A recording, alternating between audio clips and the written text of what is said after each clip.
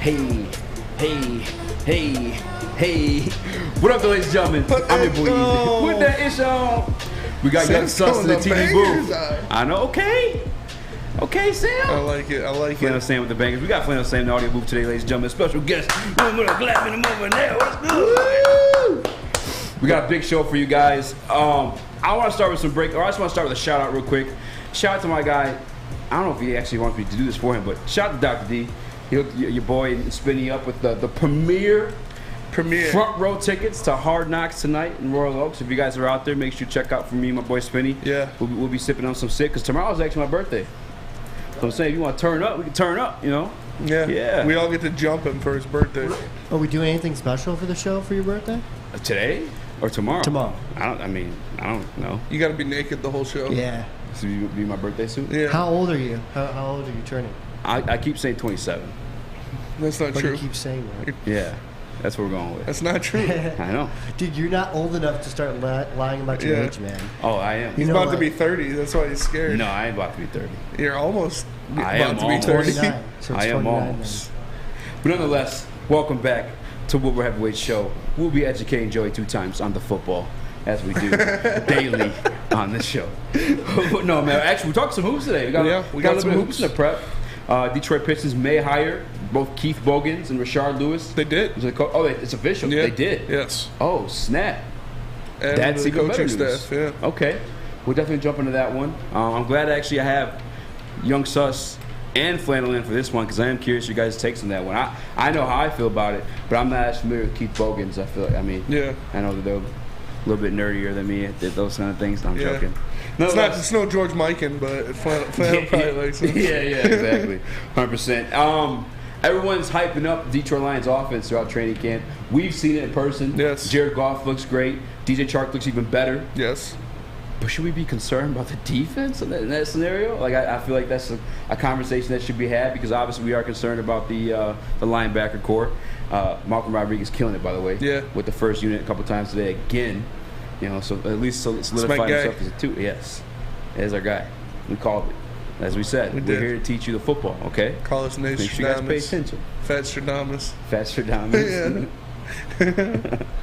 Outside of that, though, our guy, shout out to my man, Anthony, I don't know if he wants to talk government out there, but Pistons Talk on Twitter.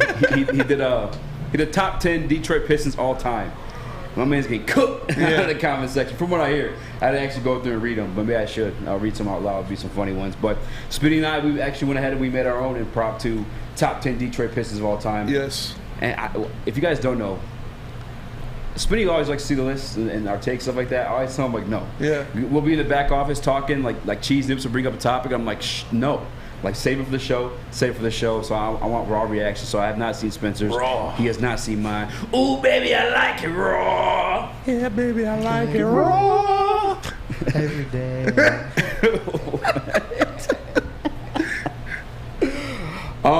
I do want to start the show off with the GOAT, Michael Jordan. Yes. Tuss, you sent us this video. Now, I'm going to let you plug it in. I thought you were a LeBron guy. I mean, LeBron's the best, but Jordan's the GOAT. Okay. He's undoubtedly the GOAT. Right, bye. Yeah. So this is Michael Jordan. Defense. Watch this Eric go right. Okay. So Michael Jordan, if I'm not mistaken, Mike's down in this situation. Speaking of Mike's, are we on or off? Mics are off. Mics are on? Okay. They're on or off? They're on. Okay. Speaking of Mike's down. You see Jordan starts going hard. My man was down. Fucked up, man. Amazing in the And I took that He's trying to rip him up, bro. Believe me, he is pressing. Oh, man. And he's pushing those wheels for all he's We might have to cut this off a couple more seconds. I don't know if we're copyright or not. Hold on, he hits the deep ball. Hey! Cash! Go ahead, run it off. I don't know if we get in trouble with any type of copyright for it. Go ahead, cut it. As you guys can see, the man's the GOAT for a reason. He got 6 rings for a reason. The ultimate competitor. Dude's in a wheelchair for charity or something. And he's destroying the kid in a wheelchair. That's what you got to do to get 6 Finals MVPs, 6 rings, and 6 attempts. You know, that's kind of nobody gets a day off. You got LeBron James building schools, Yeah. and then you have Michael Jordan tearing down kids' confidence. Kids that are already paraplegic situation. People say, "Oh man, he's even the GOAT in a wheelchair." Yeah, Facts. that's man. Oh, I feel kind of bad for that kid. The best part is he's trying to rip him up. He's slapping the ball away. 6'6" goat and all the chairs. Yeah, literally. Sus, what did you take away from that one? Because you sent the video. I want you to be able to speak on it. You have to respect the competitive level of Michael Jordan. Like that was, like you said, what did it for me was him just going for steals. Yeah. Like going for steals without your legs is a really hard thing to do. And this man was relentless, and he had all the reach in the world, everything, and he was using that to his disposal. I mean, you gotta imagine that when he was down 12 in his head, he's such a sick competitor that he was hot. Like he was mumbling mad. something under his breath. He was saying some wild stuff. So, man, I mean, that's, like you said, that's what it takes to be the GOAT. Yeah, It is what it takes to be the GOAT. And like you said, yeah, he got mad 1 second. He probably looked up at the scoreboard. He's like, no way. And I took that personal. is what yeah, I said. for real. Yeah. I took that personal. Yeah, He went after him. I mean, you know, that's what it is. You have like someone being wheelchair bound, already has a handicap in the situation, and then you add the fact there's a child. Going up against Michael Jordan. Savage. Hey, he drained the 3-ball. That was impressive. That was Hey, impressive. that kid was good. Yeah. Yeah, for sure. Dude, he beat the GOAT. Yeah. 1-on-1, never lost. Never lost. Well, we didn't Never finish. lost. We didn't finish the Probably. video. I assume Michael Jordan came back. That's true. That's true. Flannel Sam, you're the legend killer.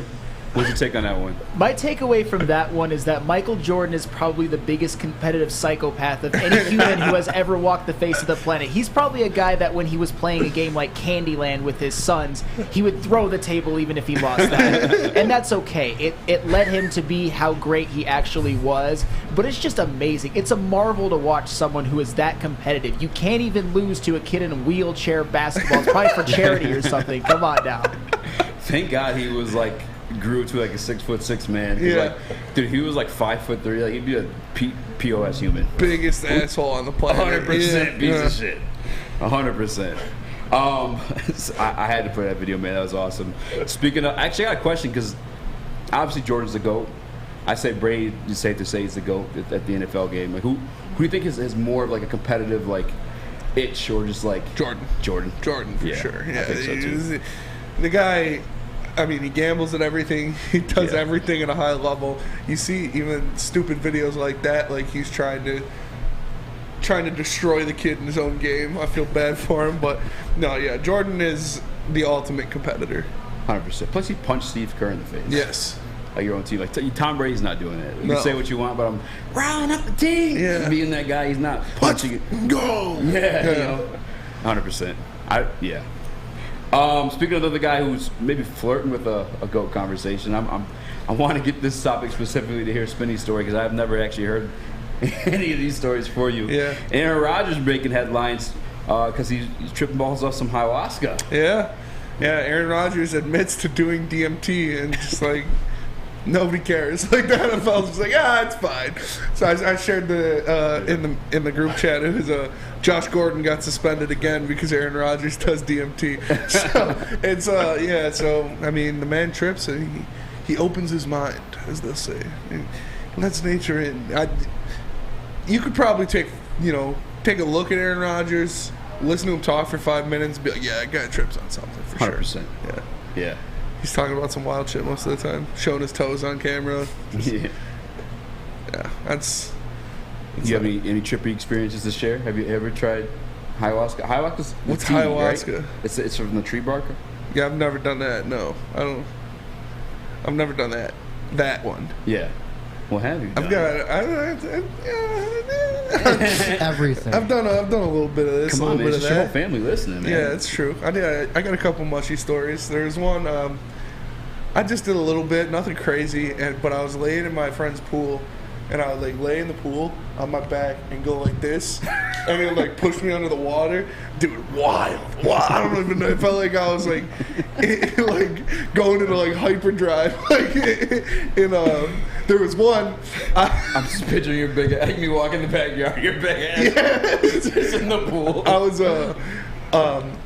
was at my apartment in East Lansing, and I ate some, and I was feeling it, and I didn't have any cigarettes, so I walked to my friend's house, which is like 3 blocks away, to steal a cigarette from him, and like on Gunson in East Lansing, the sidewalks, like, Oh my God. it's fucked up. Like, it's like half of it's leaning this way, half of them are leaning that way. And like, I was walking down Gunson and like looking at that wall trip, I was like, dude, what's going on right now? It was like the whole world was like coming slanting. together. Yeah, it was wild. But no, I was feeling good. It was a good time. Had a lot of fun. Sus, you got any trippy stories? Nah, I've never gone that round. Drinking is my vice. Drinking to women. He just had to throw that one I in. gotta know if Flannel Sam's. Flannel did Come on, Flannel Sam. did peyote in Did Arizona. you? In Arizona? No. To the shock of absolutely no one, I do not have a tripping story. But I was that guy almost every weekend. I'd be out at the bars. I'd walk to and from whenever I was close enough. And those were some pretty fun walks to and from, especially when it was cold outside. You'd still be feeling the liquor, and it was just. Those are the type of memories that I still cherish to this day. Now that I am about to be married, those are things that I left behind. But no stories of tripping. I was always Your wife's listening like, cheers me, motherfucker. I was always slightly more mature and willing to try less things than my friends. They would try stuff like mushrooms. I'd be like, I'll leave it at that. That's fair. More mature or more boring? Both. I'm boring as fuck. I'll admit that. In front of everyone here, God and everybody else. Are you That's a hole in the wall bar guy? I'm actually a club guy back in my prime. what? Big time That's club guy. Dude, Flannel Sam, a club I guy? would love to see Sam in the club. Well, Just getting it. I mean, the way I would work is I would actually go on the dance floor and just kind of like use my moves to kind of like, pull in as many women as I could, which some nights were there we some, go. some nights were not. And also, I was also the king of like outside smoking cigarettes, where I could actually have conversations while I was like, drunk, and it was beautiful. I did slightly below average, but that's all right. You know what? I found the lady that I'm gonna marry right now, There so you I'm go, cool. I'm there cool. we No go. regrets. That's all that matters. I gotta know before this conversation goes any further. What is the move? What was your go-to move in the dance floor? Did you ask him how they Can like you their demonstrate? pancakes? Yeah, can we see it? Oh God, it was like I would dance kind of violently because I'm also kind of like a metalcore kind of guy. So I would just sort of like jump up, fist pump, and sometimes like just let the music. I was weird. I used to.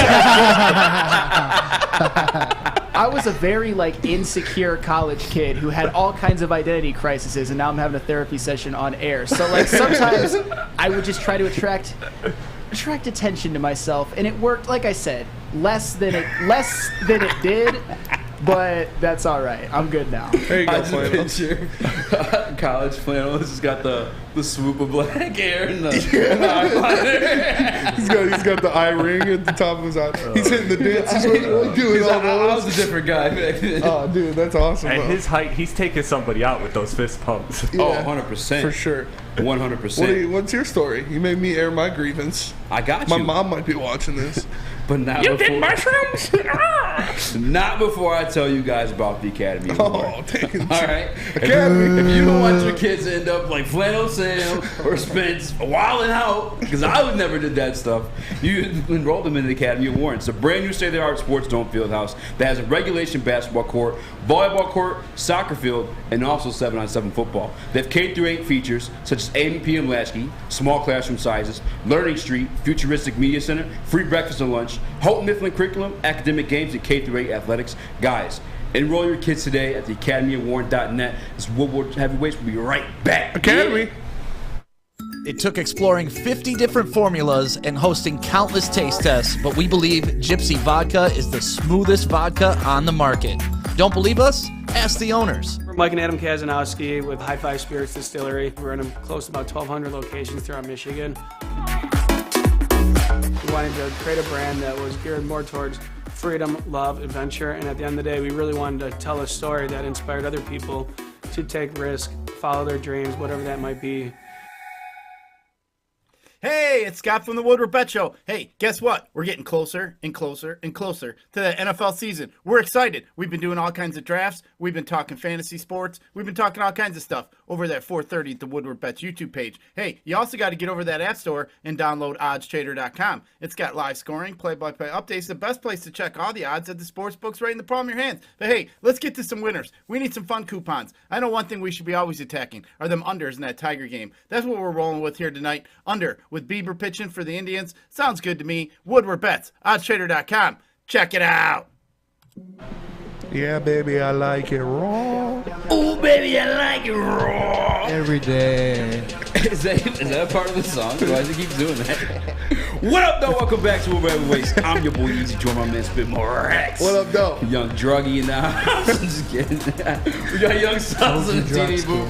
Flano Sam in the audio booth doing his team. Was there any accurate depiction of the swoop and Did you have the swoop? eyeliner? I and didn't stuff? have Do the you have swoop. pictures? I had long hair though until I was like 25, 26. I like to wear it shaggy, like I was in the Beatles or something. It was Nice. It was a decent look, and I had it for way too long. But now I'm a grown up. Yeah, I grew up, and now I got it short. It's okay. I like it better now. it's fair. Ooh, baby, he likes it raw. Yeah, baby, it likes it raw. All right, guys. Let's talk Detroit Lions, man. Let's Roquan talk- Smith, Roquan Smith. arguably, probably say he's top 5 linebacker, top 3. Would you guys say he's top 3 middle linebacker league? Top 3 might be a stretch. I mean, he's in the conversation for sure. Top 5, definitely. Yeah. Who would be your top 3? I'm sorry, I'm just throwing it at you. I Yeah. know. Well, you just kicked them out of it. I gotta know who you're putting in outside of him. Fred Warner, Darius Leonard. Bobby Wags. I don't know if Bobby's in there still. It's We'll say top 5. You're all right. yeah, he's You top gave me 5 for 3. sure. I could respect it. Nonetheless, on the Off the top of your head. off the top of your head. Yeah. Hate when you do that shit. I'm sorry, dude. It's a talk show. You know, it's what we do. But nonetheless, Roquan Smith of the Chicago Bears requesting a trade. If you guys don't know, dog of a linebacker. Yes. Turnover king. That's what I love most about him. It's similar to like stuff. Ooh. What? I don't know, just like Demario Davis, Eric Kendricks, I don't know if Levante David. Flannel, where you got him ranked? I would probably say between like 4 and 6 or something like that. Obviously, Darius Leonard, Fred Warner, and Bobby Wagner, I have him above. Maybe Demario Davis. Roquan Smith would be right in that range. Like a Demario Davis, Roquan Smith, about the same player. Yeah. Do you have his stats pulled up right now, Smitty? No. I'm pulling them up for you guys because I know ton of fumble recoveries. I think he had a couple interceptions last year too. Like he's just a turnover machine, and like you need that. You know, You do need that. That's what 100%. wins you football games. gives your offense opportunities and literally takes points away from the opposing team. Dog linebacker. If you're Brad Holmes, Detroit Lions, are you trading for him? Yeah, 100%. I mean, I'm trying to. I'm doing what I can do. We talked about it on BDE. Like, this is a guy that if you bring him in here, he is immediately the best player on your defense. So that's what if there's a guy like that available, you got to do what you can to try to get him off of the Bears. But I don't think it'll happen. I doubt the Bears trade to a division rival. Such a valuable asset. I don't know what they're going to be asking for. They'll probably want a wide receiver or something in return and a high draft pick, I'm assuming. They need everything. They need a lot, yeah. But if they don't call and at least see what's going on, I take that as a failure. Like, this is what we need. This is exactly what we need on this team is a stud middle linebacker. So if you can bring him in here, that would be extremely beneficial to this defense. Not only to the defense as a whole, but to these young guys, to Malcolm Rodriguez, to Derek Barnes, to have that kind of stud all-pro guy in there to teach them, to mentor them, to show them how to be NFL linebackers. So if you can bring in a guy like that, you got to do it. You got to take the chance. I would bring him in here pretty much at any cost, unless it's something astronomical. Like people were saying Jameson Williams. I was like, no. I'm not. What the hell? Yeah, people were saying that in BDE today. I was like, no, it's in the chat. Yo, I was people like, are yeah, wild that's right not now. happening. But if you could do it for like, I don't know, one of the wide receivers and a third-round pick, something like that, fourth-round pick, Yeah. I'd bring him in here and then I'd pay him whatever he wants because he is an elite player, one of the best at his positions in the NFL. So yeah, you got to see what the asking price is at least.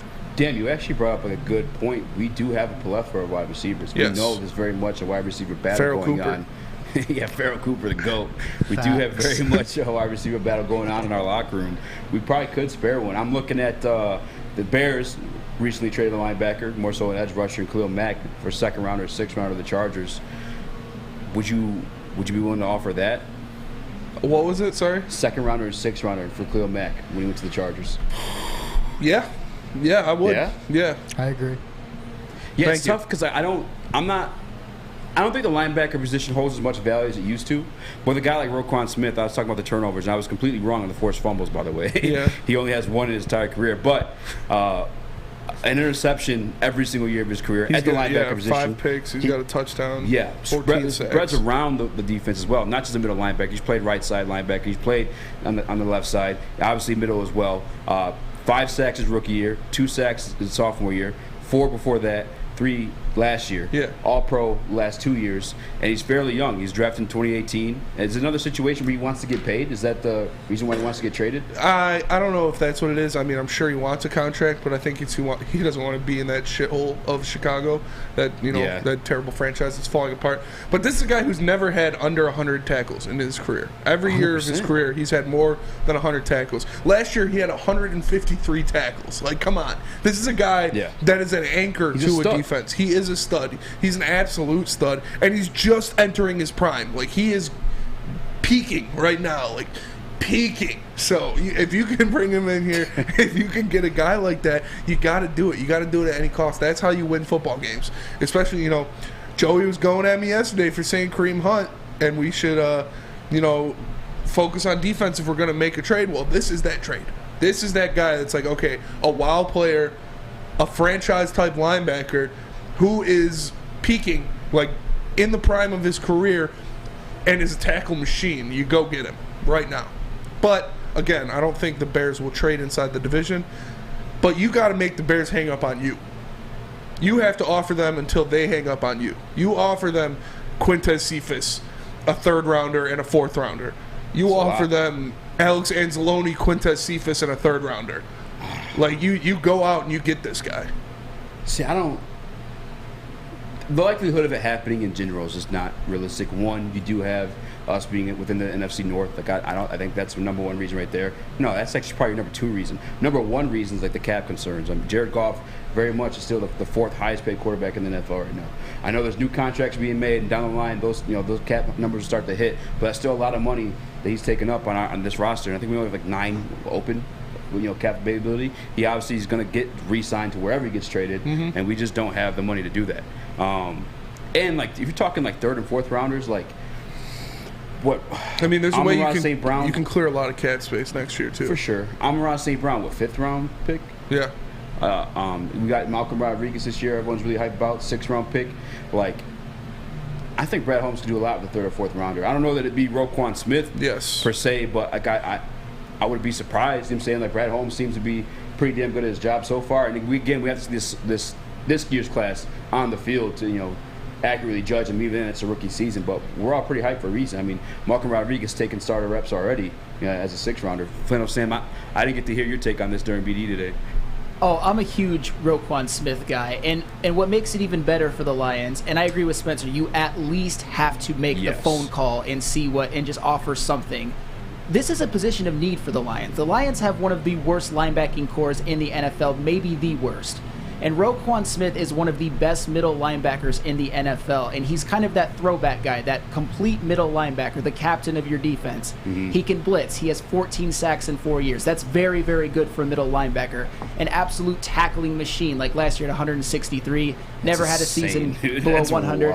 And even tackles for loss, 30 in the past 2 seasons, which means he can make the big play. He can make that kind of game-changing type play.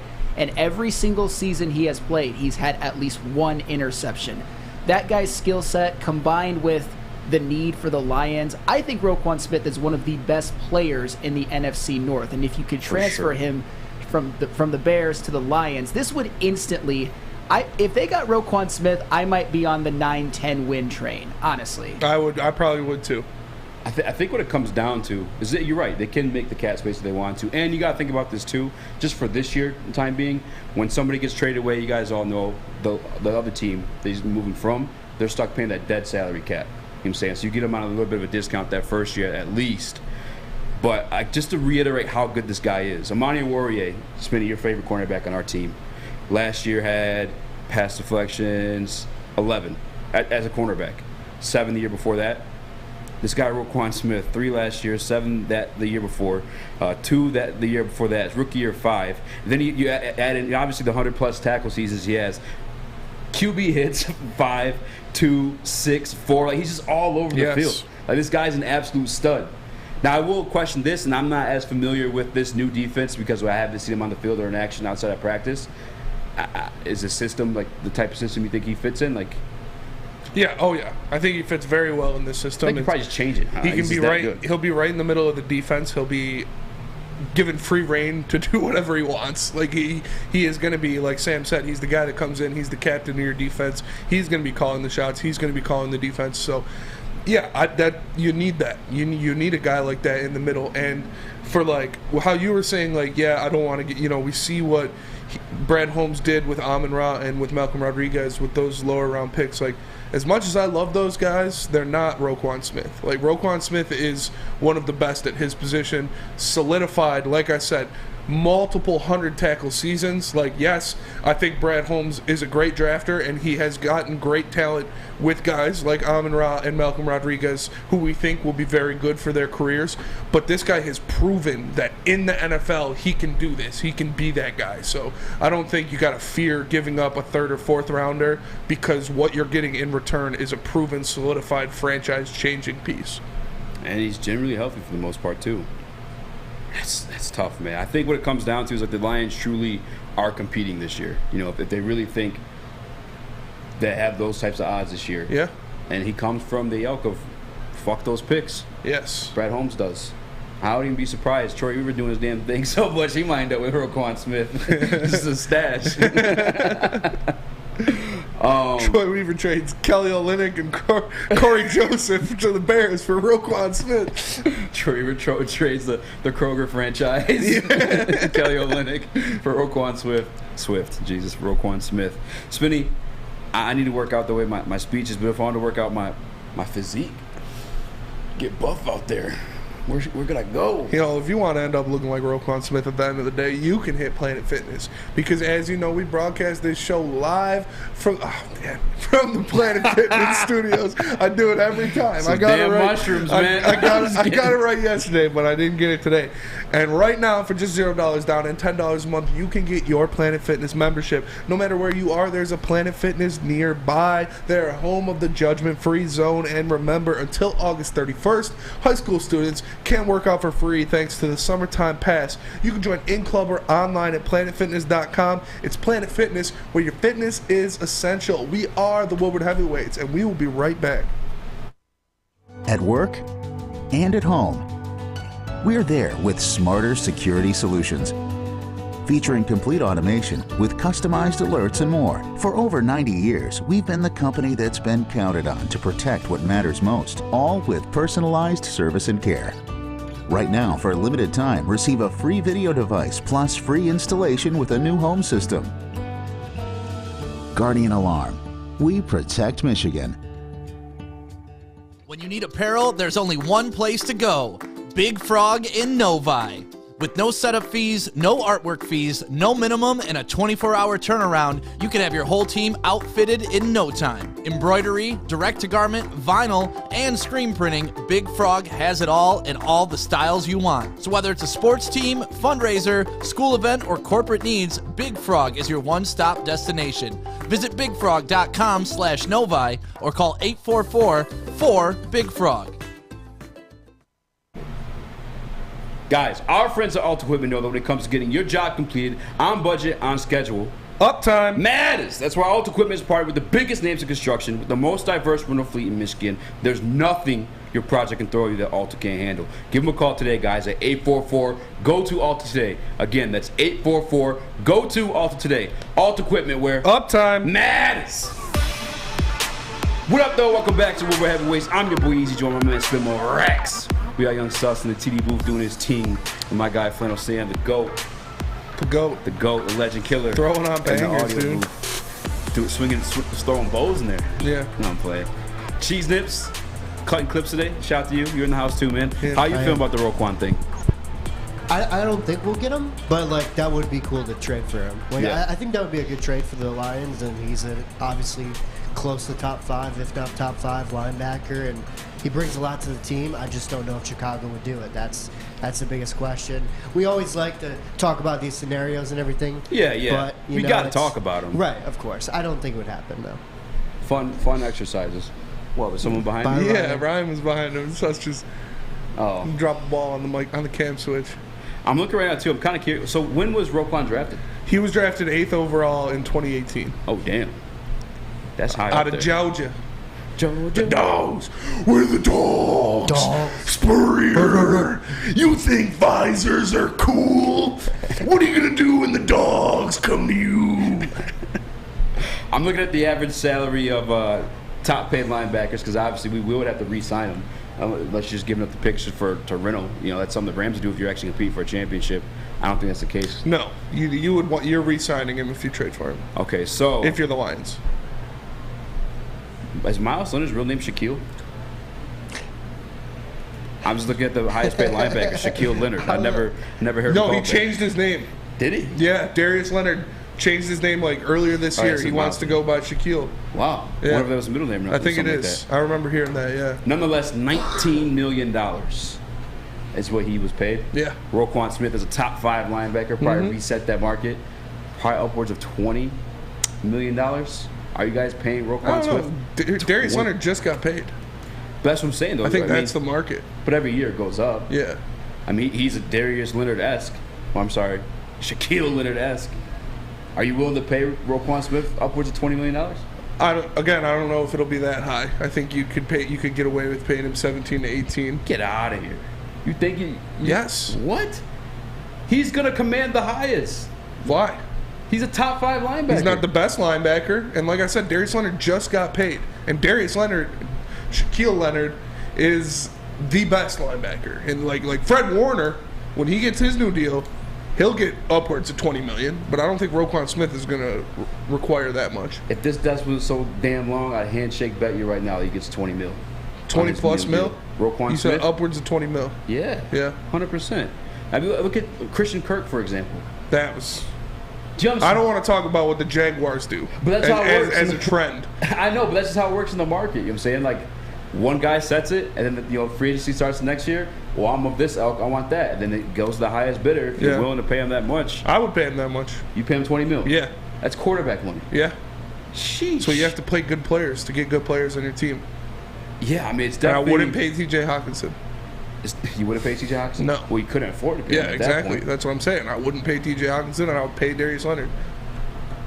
He is a beast, but it's truly a contending move. You'd have to be a contending team to pay someone that amount of money. Because goddamn, $20 million. That's what you have to pay to get good players. Well, Sam, you paid him $20 million? I would pay him $20 million because I think he is just that elite. When you have a Damn. chance to get a guy, I believe Roquan Smith is on the trajectory to being a Gold Jacket Hall of Fame middle linebacker. When you have a chance to get a guy like him, especially when it is a need, when the defense is the biggest question mark, I think, on the Lions, specifically the linebacking core, you take that move, you go for it. You swing, you make the phone call, and you pay him what it takes, unless if it's something just stupid like $23 million or something like that. But 20, absolutely. Yeah, that's what it takes to get a top flight player in the NFL nowadays. So if you're the Detroit Lions, like right now, like knowing the team that you have, kind of a question mark at the quarterback position because you don't know if he's there long term or not. Are you still making that move and re-upping him with $20 million? Yes. Because you can't. Really, I feel like you can't really guarantee that you're contending with golf or not until this year. I mean, I'm still doing it. Yeah, you too, Sam. Yeah, because what do you got to do in order to contend with Jared Goff? Put the best roster around him possible. And I'm not saying Jared Goff is going to lead us to a Super Bowl with that, but with adding Roquan Smith to the roster is just going to make it exponentially better. I think he alone would add 1 or 2 wins just by himself, just adding him, putting him on that defense. Just turnovers alone. Yeah. And tackles, dude. You got Aiden Hutchinson. Right. I'm telling you guys, like, it's still obviously question mark till you see him up there. Sam, you got to get yourself in camp, dude. You gotta calling a spa day or something like that. Come see this kid because he's the real deal. I heard some. We were in a group chat with our guy Everything King, a fellow heavyweight himself. He said he was knocking Penne back a little bit today. Yeah. Not beating him on the rest, but just certainly. I mean, and you guys saw a picture of me next to Penne. It's a big human to be putting on his back foot like that. Oh man, I actually now I'm thinking of like that combination. Aiden rushing the inside there, Roquan roaming the linebacker field. Oh man, Amani on the back end with Tracy Walker, Jeff Okuda. No, I'm playing.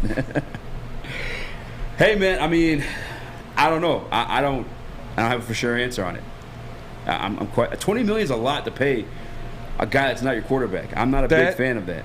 But like I said, man, that's what you got to pay good players in the NFL, especially at top flight positions like middle linebacker, like defensive end, like wide receiver. Like that's the price of a brick is going up in the NFL. That's what you have to pay an elite player, and I want elite players. We already have the guys who are on rookie deals, who are in good contracts, like Jameson Williams, like Amon-Ra St. Brown, like Aiden Hutchinson, like Penei Sewell, to where you can go out and you can pay. Who's the highest paid guy in our defense? It's like Jeff Okuda. Yeah. Making like $10 million a year. So you can go out and get a guy like that. And yeah, you'll have to probably lose, TJ Hawkinson, maybe Jamal Williams. But you're getting, like Sam said, one of the best linebackers in the past 5 years. I guess what it comes down to me is if I truly believe in us contending. Do you think if Brad Holmes picked up the phone, pick up the phone, baby. Yeah, made that call to Chicago, got Roquan Smith in a refrigerator. You think we're contenders? You think Detroit Lions are? I mean, we're more contenders than we are now. I don't think that immediately makes us contenders, but I'm with Sam that I would be, I would be putting him at 10 wins around there if you got a guy of that elk and put him on your defense. And I think that puts us right in the situation to where we literally only need a quarterback. It's just trade both of those first rounders and something else and get one of those, whoever you think is the best quarterback, go get him this year, put him in, do Kansas City's mantra, and maybe have him sit behind Goff for a year, then take out Goff, trade him somewhere, throw that guy in, you're a contender. That's where I'm at too, is because of the question mark at the quarterback position, I feel like we'd have to ride through it with Goff for sure if we were grabbing him, because you can grab a rookie, and I do want to grab a rookie for the long term, but you're not contending with the rookie right away. I mean, even I think what was Roethlisberger, the youngest quarterback to win a Super Bowl, if I'm not mistaken. Yeah, I think so. Even that was his sophomore year, built around a veteran deep team. Go ahead, Flynn. You look good. Oh, no. I was just saying that Ben Roethlisberger Super Bowl, they built a team around him that was just so stacked that all Ben Roethlisberger had to do was not crash the Ferrari. And he almost did, and Antoine Randall had to throw his touchdown pass, but still they won, whatever. Shout out Coach Randall. Yeah, Coach Randall. There you go. Yeah, but even then, though, I'm saying you're 3 years away from that being the case. It's just a risky move, in my opinion, just because the NFL guys get hurt. It's scary giving a guy that much money because, I don't think you can play with fear like that. That's true. You can't not sign a generational talent because you're scared he's going to get hurt. Just weighing risk, though. You know what I'm saying? That situation's 3 years away. I think the reward is higher than the risk of him maybe getting hurt. The reward of having a linebacker that's that good on a team that desperately needs one. Definitely selling some jerseys and tickets. Oh, for sure. For damn sure. And you're probably winning 9 to 10 games this year. This year, if this roster stays the same and you add him, you already think they're going to win 10 games. I think it's possible.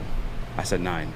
Yeah, I backed out. Yeah, so Roquan would put, if I'm in Eazy shoes, at 11. No. Then I just solidified. I'm putting the stamp on the 10. 11 I still got a little PTSD in me to say that. I ain't going all the way there yet. Yeah, I mean, you guys are selling me. I just think it's more of are we contending yet? But I'm with you. Screw it. Why not? Why not? Yeah. I'm also trying to think of linebackers that are on, I'm saying the elite linebackers. Actually, let's do that real quick. Just a little thought exercise. Obviously, Shaquille Leonard now on the Colts. They were flirting with a playoff spot. Ultimately didn't make it.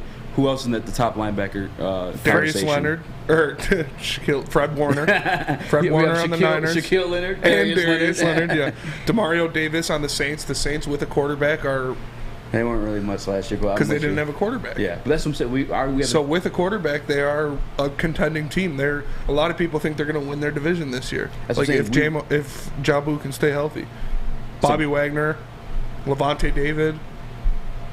What were you going to say, Sam? You start talking. Oh, I was just going to say Bobby Wagner was the one, especially with what he did to the Seattle Seahawks defense. I mean, middle linebackers are having a really good one, and it helps solidify your team. Even Roquan Smith, back when the Bears were good for 1 year in 2018, he was a huge part of that. And it doesn't hurt to upgrade a position group, even if it is linebacker, even if it's a little bit devalued in the modern NFL, because having a guy like Roquan Smith will undevalue it. He will be that valuable so that you just lock that position down for years to come, have a Hall of Fame type of guy. And we just mentioned all those names of players who were on contending teams, especially Fred Warner, for example. That 49ers defense has been lethal for, it seems like, forever, and Fred Warner is one of the biggest pieces of it. Yeah, I'm looking at PFF's linebacker rankings in 2022, and Tier 1 is the elite few. It's Fred Warner, Darius Leonard, Demario Davis, and Eric Kendricks.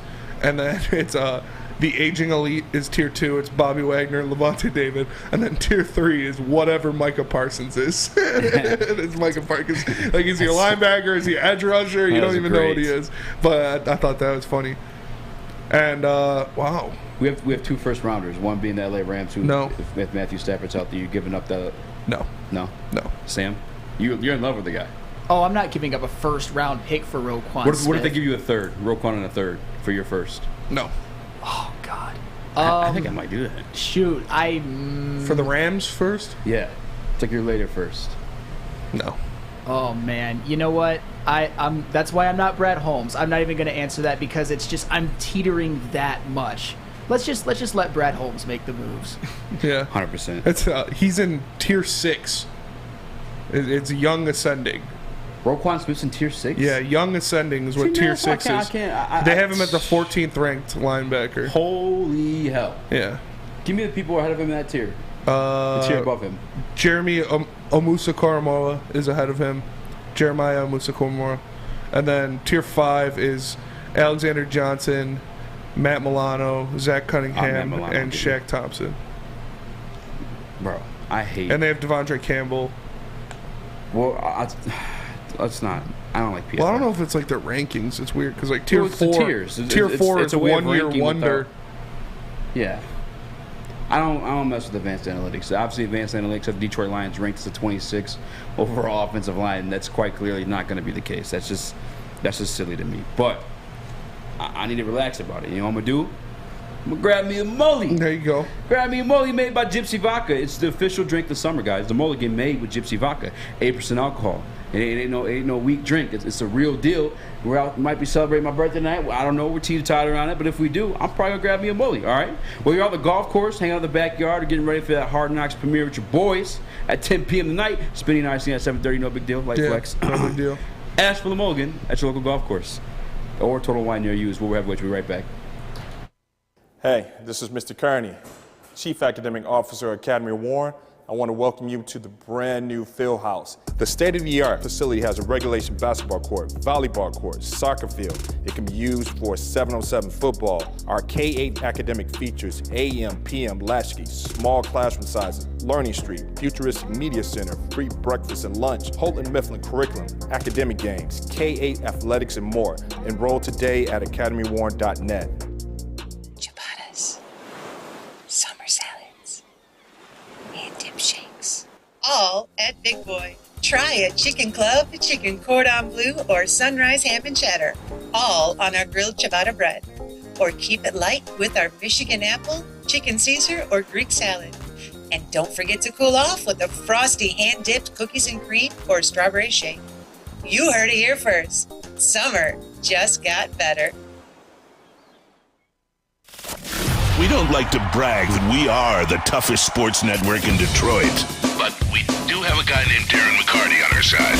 Lemieux and McCarty, who've had a good knockdown drag up. There they go, right on the whistle. They were talking to one another. Woodward Sports.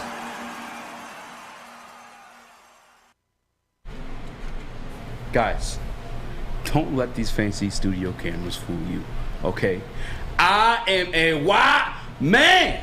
But it's all thanks to Chili Peppers Tan. I'm able to look so beautifully Brazilian gold. It's bronze, man. The ladies love it, man. All right? Join the Pepper Club today at Chili Peppers Tanning. You get the best deals, plus to be all competitors by $5. $5? Thank you, Spinny. $5. Chili Peppers has the hottest bulbs, the hottest deals, and the darkest tans with 26 locations and more on the way. Chili Peppers Tan.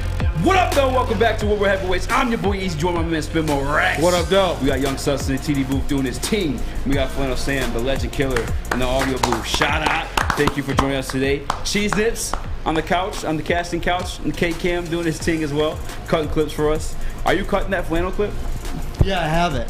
You got to, man. It's cut. The clip's cut. Password, Do you not want that cut flannel?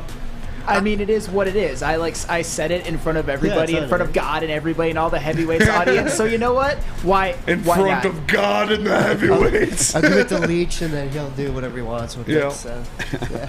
I just want, if somebody's listening, anybody who's listening is pretty creative. Just give me a Flannel Sam meme with this. You guys don't. It's Rake in the chat. The little Nicky swoop and eyeliner, if you could. Dude, I hate Little Nicky so much. Little Nicky was a god awful, terrible movie. Yeah, that was so bad. Worse than Why was Eternals. it even created? It was so bad. Worse than Eternals. Adam Sandler was just like by a mile. Yeah, it's like one of the worst movies ever. Yeah, he should get canceled for that movie. He should. I'm kidding. I love Aaron. He does Devil Face. OG. The Devil Face. Well, there's a lot of roles that could get people canceled nowadays. Comedy, like can skate by though. You know, because not anymore. Dude, they've been attacking comedians. Yeah. Rogan's been like, but he's still Rogan. Well, yeah, I'm just saying, like, comedians can get away with less now. Yeah. Like, Chappelle got attacked on stage by that one person. Yeah, they beat the shit out of that guy. Triggered. Yeah. That was... Tried to stab him. Yeah, like, that's screwed up, man. Yeah. Like, comedians... Chappelle's the man, dude. I love Dave Chappelle. Dude, they're just joking. I was at the Dave Chappelle show in Detroit. We bombed when he got booed off the stage. Yeah. Did they really boo him off the stage? No. Was he doing bad? He was hammered. You could tell, like he was hammered, and he was like, he was smoking weed with Danny Brown. He was smoking weed with Danny Brown was sitting front stage, and like he was like, yeah, I'm gonna treat this like a comedy club. Like halfway through, he's like, you guys just yell something out, and then I'll talk about it. And I was like, is Tupac alive? And he's like, Tupac. That's actually funny. He was like, yeah, I smoked with him before I came on set. and no, I had a good time. I thought it was funny. All right, guys, we promised our guy Justin the Beck that we would do this next segment earlier on the show. We got a little carried away with the Roquan Smith stuff because I want to be convinced and smooth of it because I do like him as a player. Just $20 million, a lot on top of giving away the assets to get him. That's what you got to pay to get a good player. Hey, hashtag fuck them picks, right? Yep. Nonetheless, speaking of picks, our guy Troy Weaver, guys wheeling dealing himself, got himself a hell of a draft in this year's NBA draft class. He did. Collected Jaden Ivey, which kind of you fell to him, whatever. He definitely fell to him. I definitely thought he was going to be gone. Yeah. That's why I was like pushing Shaden Sharp because I thought Ivy was going to be gone. Push your shake, push your shake, push your shake. Put that shit on. Put that shit on. Nonetheless, Troy Weaver grabbed up Jaden Ivey, and obviously you got Jalen Duren, which I'm truly excited about. The two highest guys on his draft board. Two highest guys on his draft board. High on a lot of people's draft board. A lot of people are high upside about these guys. Cade Cunningham is Cade Cunningham. We know he's going to ball. Yes. Cade Cunningham's going to be the man. But Dwayne Casey, we questioned him in the past as a head coach. Do you think he's the right guy to lead these young men, and how long do we give him to turn something around? Because obviously these are guys, they're studs, you know what I'm saying? Like they're on top of a lot of people's draft boards. Go ahead, Spinny. Straight from the horse's mouth himself, the man, the myth, the legend, Troy Weaver, says that Dwayne Casey is the perfect coach to run this team. The only coach he would want running this team, and I agree with him. First of all, because Troy Weaver has forgotten more about basketball than I will ever know. And second of all, because he's right. Because that's what Dwayne Casey does. He develops young talent. You saw what he did in Toronto. He literally hand-gifted a championship team that they took off DeMar DeRozan, inserted Kawhi Leonard, and gave it to Nick Nurse, and they won a championship. Dwayne Casey is a fantastic guy at what he does, and that is mold the minds of young talent, turn them into basketball players in the NBA. So yes, this is the perfect man for the job. He's not on the hot seat. They haven't been trying to win these past couple of years. And even when he first got here, that roster was so depleted. Bums like Blake Griffin and Andre Drummond as your first 2 players on the team. You can't win with a roster like that. You can't win with a roster constructed like that. And so when they got Troy Weaver and he cleared all those bums out of the closet, he started bringing in young talent, and Dwayne Casey has been cultivating that talent. The things we do need to see, we need to see improvements. We saw it from Sadiq Bey a little bit last year, to where he was going more off the dribble. He was challenging the defense more. We saw it with Isaiah Livers obviously stepping up and actually becoming a role. We saw it with Cade Cunningham throughout the season, how he evolved from, in the beginning, really not knowing, trying to get his legs under him, his NBA feet under him, and then at the end of the year, he's going crazy and playing like one of the best guards in the East. So I think this team still has a lot of growing to do, and I wouldn't want anybody else at the helm other than Dwayne Casey, because he is a leader of men, and he can show these young guys, these kids. We have an 18-year-old kid we drafted this year who is a grown man, by the way. Like that's the biggest kid I ever seen in my life. But he can show them how to be NBA players. So I love it. I like Dwayne Casey.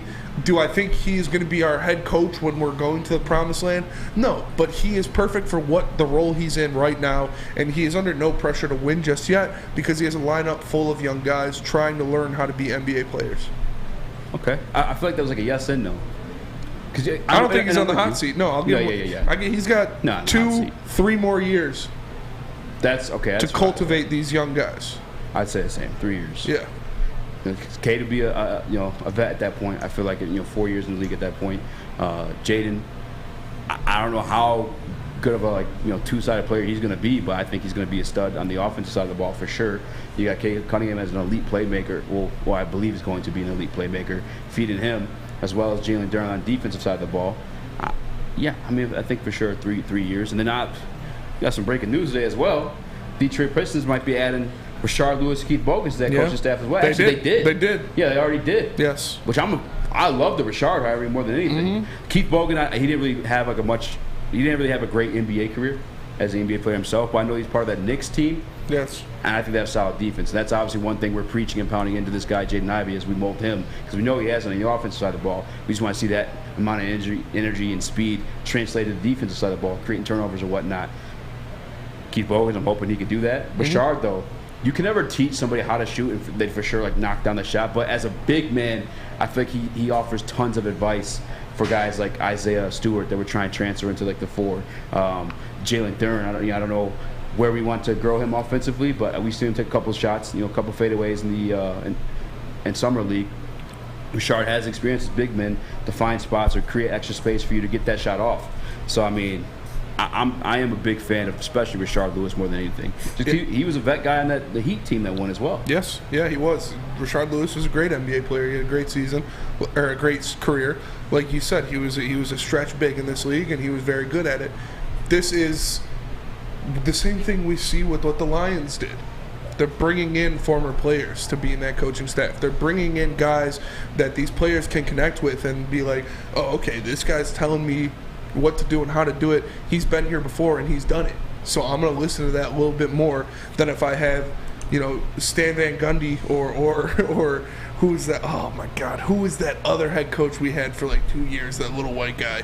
I can't remember his name.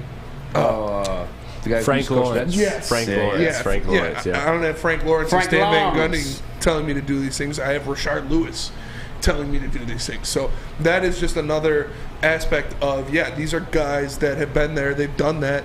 These guys will listen to them. And, like you said, you can't really – it's really hard to rework somebody's jump shot if they're just completely terrible at jump shots, at shooting the ball, as we've seen with Ben Simmons, total bomb. But – Rashard Lewis can show these guys the footwork. He can show them the spacing. He can show them where they need to catch the ball at to get their release off. He can tell them little tricks in the trade, like where to have your feet set, when to release the ball, where in your shot, what's going on with your follow-through. So he can tweak things, being a guy that's done it before at that size, so he knows how difficult it is for a guy at that size to have a fluid motion and a quick jump shot. So he can help these guys, and I love it. I love bringing in, again, guys that are proven in that sport. Guys who have done it before to teach these young guys, hey, this is what works in this league. And yeah, the league is a lot different now than it was back then. But it's still basketball. It's still basketball at the highest level in the world. These are the best players in the world playing in the NBA. And so when you have one of those, there's only been like under 3,000 players to play in the history of the NBA. So when you have one of them coaching you, that means more than just some random dude. Did Rashard get a ring with the Heat? Yes. I know he had a trip with Orlando as well, alongside Dwight Howard and the boys. Yeah. Yeah. Sauce, you're a big NBA guy. I'm going to let you get off your chest. Say it with your chest. Which take, the Casey or the adding Keith Bogans? Yeah, the Casey take, I feel like he's got 3 years for sure. Yeah, that's There's easy. No he's got at least 3 years. Yeah, he's got universal respect in the locker room. He's good. But as far as Rashard Lewis and Keith Bogans also had some good years in Orlando too. He's a good role player, and Rashard, I think, is one of the best players to get because you're seeing it with Nash in Brooklyn. Yes, Nash knows more basketball than all of us put together on our best day, never forgetting anything. But sometimes you need more than that to coach a team. And I think a guy like Rashard Lewis is perfect because he was a star in Seattle, a star in Orlando, had great success in Orlando, and then went to Miami and became a role player and won a championship. So he's seen all facets of the game, and like you guys said, he's a modern forward. Yeah, he's a modern stretch big. So like he's experienced all sides of it. And Keith Bogans was a 3-and-D player. Like people forget Bogans was actually a pretty good defender as well. So again, not the greatest player, but maybe can teach the team how to shoot and defend, and that's very important in today's day and age. And I'm just a fan of getting role players as coaches because they understand the building of a team, and they understand what it takes to carve out your own role in the league. And that's what, let's be truthful, 90% of players are. Yeah. They're carving out a role in the league. They're not all Cade Cunningham's, Luka Doncic's, LeBron's, etc. What do you think, Flannel? See, I'm not going to pretend that I know if that Keith Bogans and Rashard Lewis are going to be good coaches or even serviceable coaches, but this is the perfect situation, I think, to take a flyer on younger coaches. You've got a core that is young, up and coming, and only going to get better. You have a coach who's experienced, who's proven, who's a little bit older, and guys like Rashard Lewis and Keith Bogans, they were both very good. Like, Keith Bogans was basically like a veteran by his second year, like a savvy veteran by his second year. And Rashard Lewis was a guy who was a borderline star with Seattle, was a part of that Orlando Magic Dwight Howard team, was like one of the three-point shooters, and he won a championship with the Heat. So they have that valuable experience, and especially Rashard Lewis. That man has a skill set that a lot of teams would drool over, and if he can sort of impart any of that into some of these players, make them better three-point shooters, help them play better defense, which is, I think, something you can teach, at least with effort, and just how to get open. This is definitely a flyer worth taking, and the Pistons are in a perfect position to make that happen, bring those guys in and see what they can do. Real quick, because we got to pay some bills, but to the Casey point, at what point do they need to be in 3 years for him to still have a job? The Eastern Conference Finals, or just end the playoffs, like win a series? Like, what's in 3 years? They need to be a top 5 team in the East. Sus? Yeah, I agree. They have to be. It has to be predicted that they're getting out of the first round, and from there, you can talk yourself into a conference finals type thing. Maybe not the best team in the East, but a team that you can talk about if things break right. They're in the conference finals. Okay. If they don't, I'm gonna need some help, Smitty. Yeah, and if you guys need some help, excuse me, you should check out the Sports Marketing Agency, or SMA, because the Sports Marketing Agency helps spread awareness about mental health and substance abuse. Their new podcast, This is the F Word, helps spread awareness of fentanyl and other addictions that are plaguing the community. My guy Sean Jordan is doing a lot to help out everyone in need. Such a great thing he's doing, and he's doing it right here from the Woodward Sports desk. So if you are struggling or know someone who is, make sure you send them to thesportsma.com so they can get some help. We are the Woodward Heavyweights, and we will be right back. Hi, my diamonds. It's Crystal with an X. You want to get hot and perfect like me? Here's my super easy routine. Drink at least a gallon of water before you wake up. Attach a weight to everything in your house. Hello? Sell your car and just sprint everywhere. Scream when you exhale. Don't follow Crystal with an X. Do your own thing at Planet Fitness with tons of equipment and free fitness training in our clean and spacious clubs. Join now for just $10 a month and cancel anytime. Detroit's downtown summer playground is back. Open all summer long, the Monroe Street Midway. Enjoy roller skating, free Wi-Fi, food trucks, art installations, and so much more. Don't forget to take advantage of the basketball court, putt-putt, and, of course, family programming all summer long.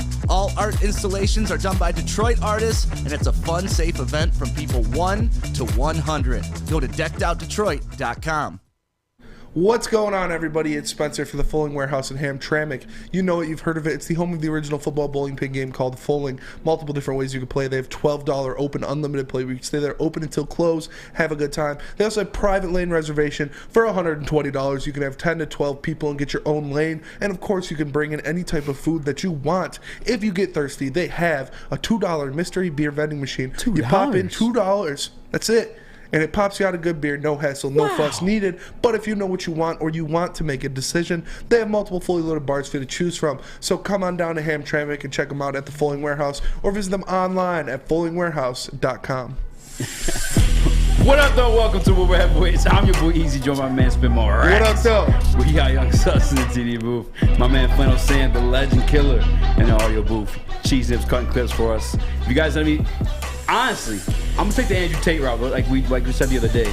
If you find any clips that we're not pumping ourselves that you find funny, or you want to expose us or just like clown us a little bit, please cut it and put it on social media for us, because we don't have one doing it for us right now full time. Help some brothers out. Yeah, post them and tag us.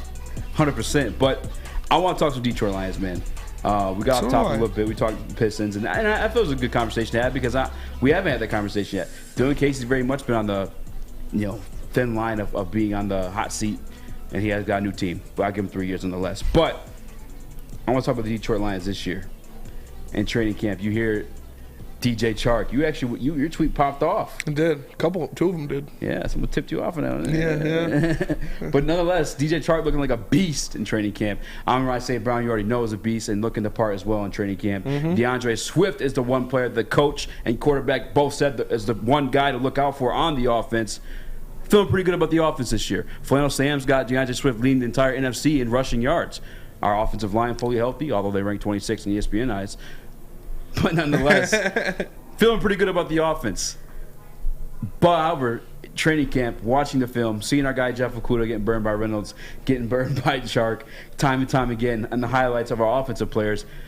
Are you concerned about this defense at all? Like, should we be celebrating the offense more or be more worried about this defense right now? I think it's a healthy dose of both. I was concerned about the defense before, and I still am.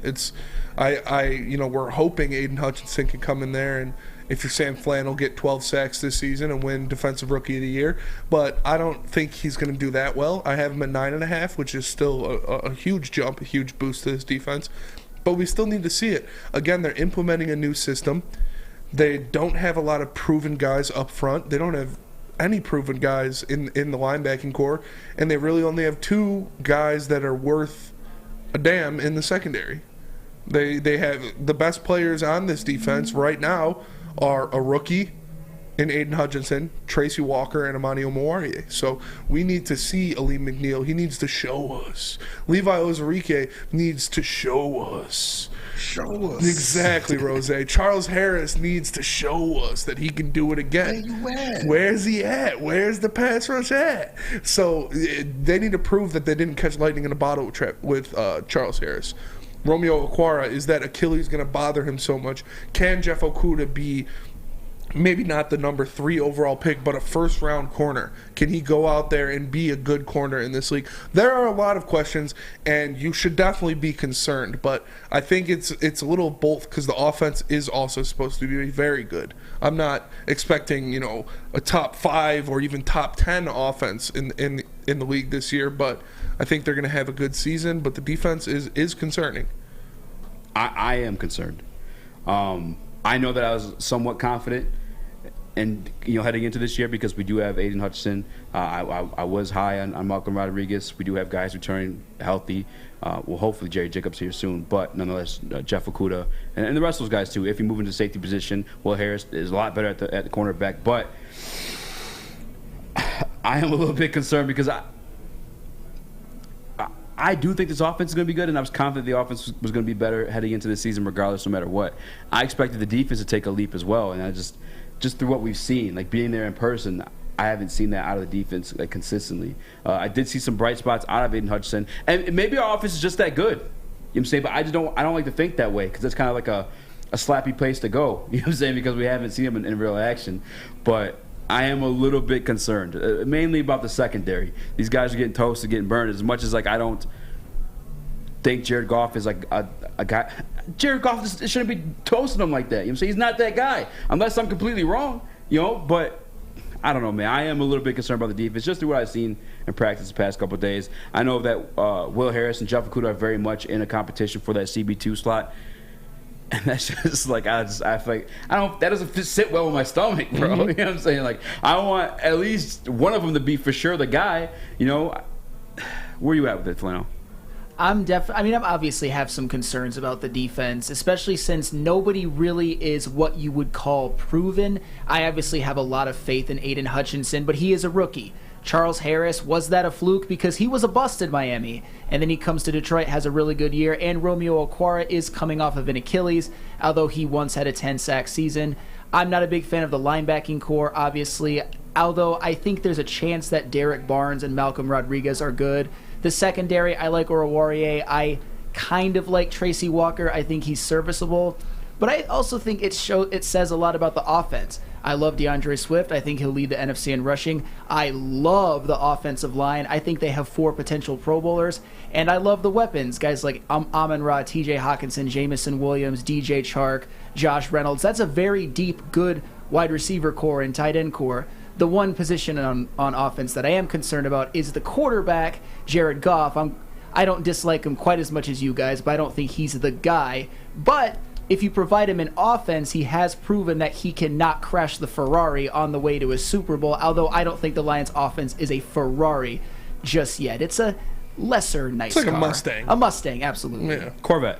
No. No? No. Those new Corvettes are fire. Outside of golf, it's pretty much Corvette. Mustang. Corvette.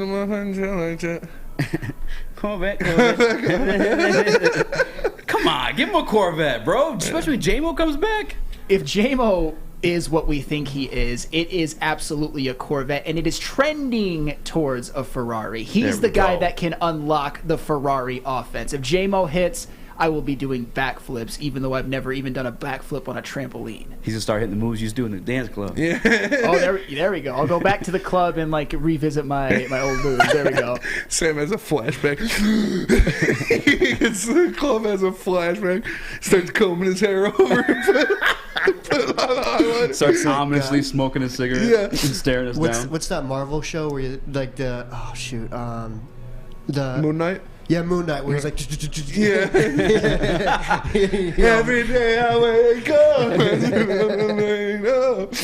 That's Moon Knight's fire. Yeah. Yeah.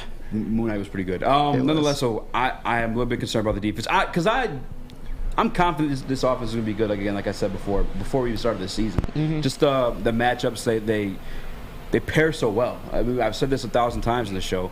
J-Mo taking guys deep. DJ taking guys deep. Amon-Ra getting dirty underneath. Whoa. Pause. You're talking about taking guys deep and getting dirty underneath, bro. You gotta chill. Amon-Ra taking guys. No, I'm not saying. Amon-Ra getting dirty underneath. And TJ Hawkinson and drag. No, I'm just kidding. TJ Hawkinson dragging those things across the middle. No, but for real, like the pairing just makes sense. Sounds like Sus's Tuesday night.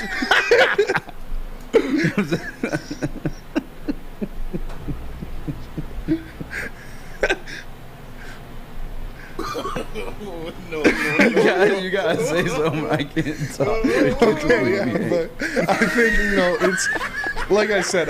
There are a lot of concerns with the defense, and maybe it is because the Lions' offense is that good. It's that good that they're taking it out of them. But I don't think they're at that level yet to where it's like, damn, this offense is world beaters. They're so unbelievable. They're making this defense look worse than it actually is, because there are a lot of question marks in this defense.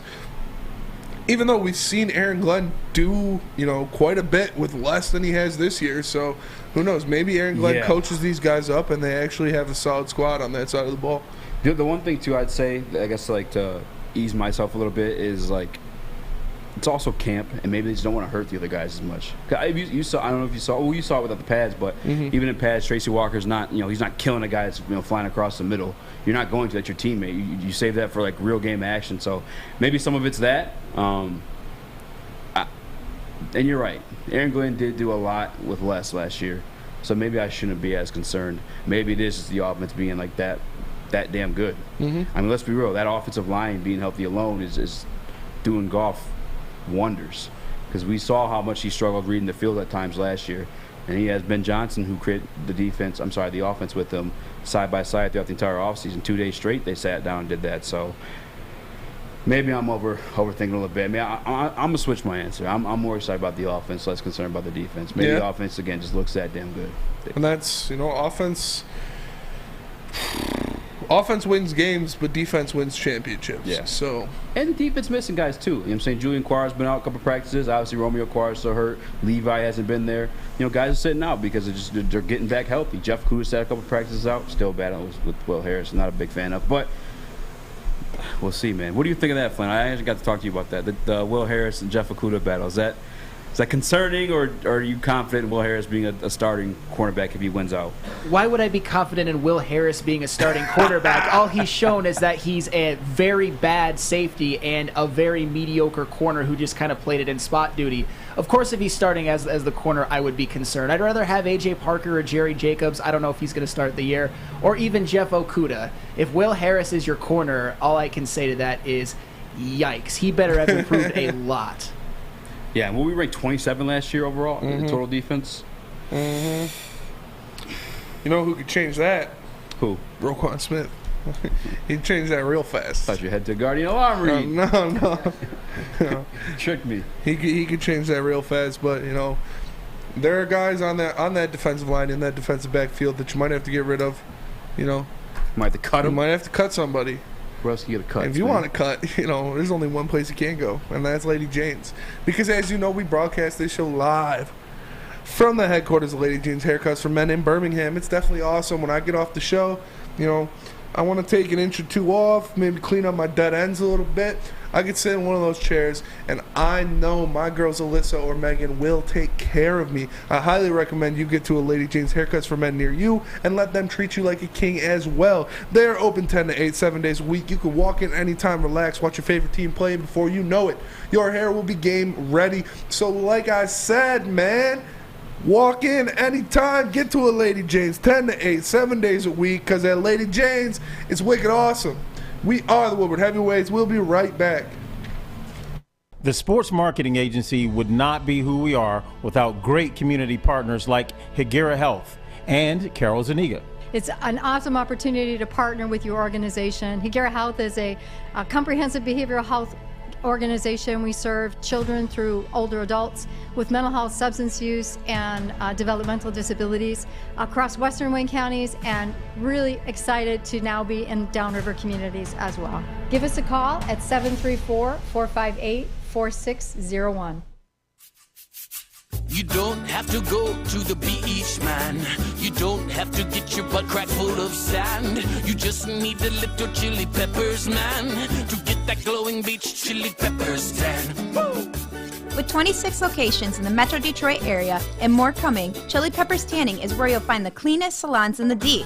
Join the Pepper Club for the best deals on unlimited tanning. Head to chilipepperstanning.com. You just need a little chili peppers, man. Odds Trader.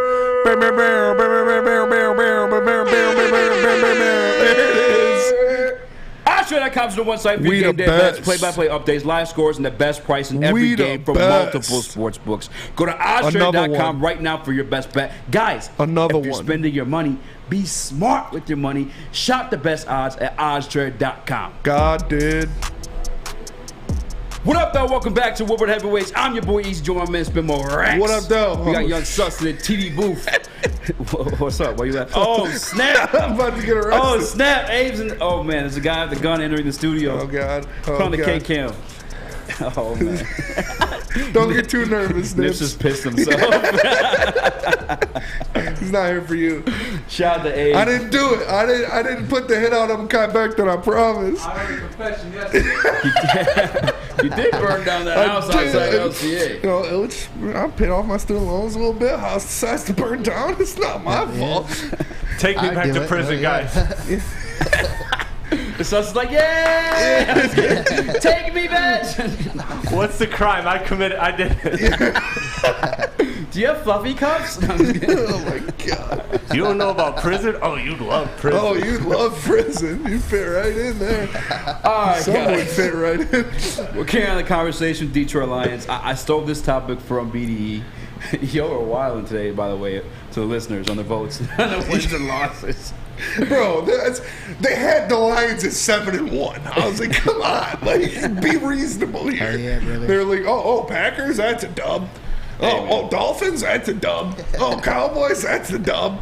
I was like, come on, guys. Like, you think they're just going to go win every damn game? Yeah. The only game they said we'd lose in the first 8 weeks of the season was Philly. What? Yes. Hey, You said it was a lock. Today, yeah, Philly's a lock. It's a dub. But the thing I was pissed off about, they had us overwhelmingly beating the Patriots at New England. Yeah. And then us off a bye week. Oh, no, Going to the Cowboys. It was like 50-40. I'm like, what? Yeah. How you got? Oh, that pissed me off. Yeah. All right. Nonetheless, we're still on that topic. We're doing the same thing. We're bringing it over here to the Woodward heavyweights. We're going to go game by game. Break it down to quarters. We're doing the first 4 games, correct? First 4 games, yep. Okay. You guys know how I am. Yeah, it's gonna be Game all 1 versus wins. Philly. Make this a poll, too, if you can, Sus. Okay. Game 1 versus Philly, a lock. It's a lock? We've already gone through this, man. It's the home not a opener. lock. It's a not team we've lock. already faced. So the coaching staff that you're confident in, the coaching staff, you like Aaron Glenn as a defensive coordinator, you like Ben Johnson as offensive coordinator, you like Dan Campbell's motivating factors. Well, it's a team we've already seen. We've seen That their put up offensive 40 system. on us. That's okay. Not the same team headed into Sunday that game. Definitely not. If Yeah. everyone's healthy, knock on wood. Nonetheless, though, we've seen that scheme. You know what I'm saying? Our coaches that everyone's a fan of. Hey, do you like our coaching staff? They can't hear you, but I just gotta know. I think it's Well, that's a nice way of saying fuck it. But I'm a fan of our coaching staff, okay? They've already seen this scheme both offensively and defensively. I do think Jordan Davis on the inside for those guys is going to be a problem on the defensive side of the ball. But we have so many more weapons, such a healthier team, and just the advantage of knowing what they're doing and them not knowing what we're going to do, because this is a different offensive scheme. Actually, Anthony Lynn got canned or demoted after this specific game last year. Mm-hmm. You know what I'm saying? So it's a totally different, and a different defense as well. W for me. No. Lock. I can't say they're going to win, let alone saying it's a lock from a team that put up 40 on us last year and got better. I don't.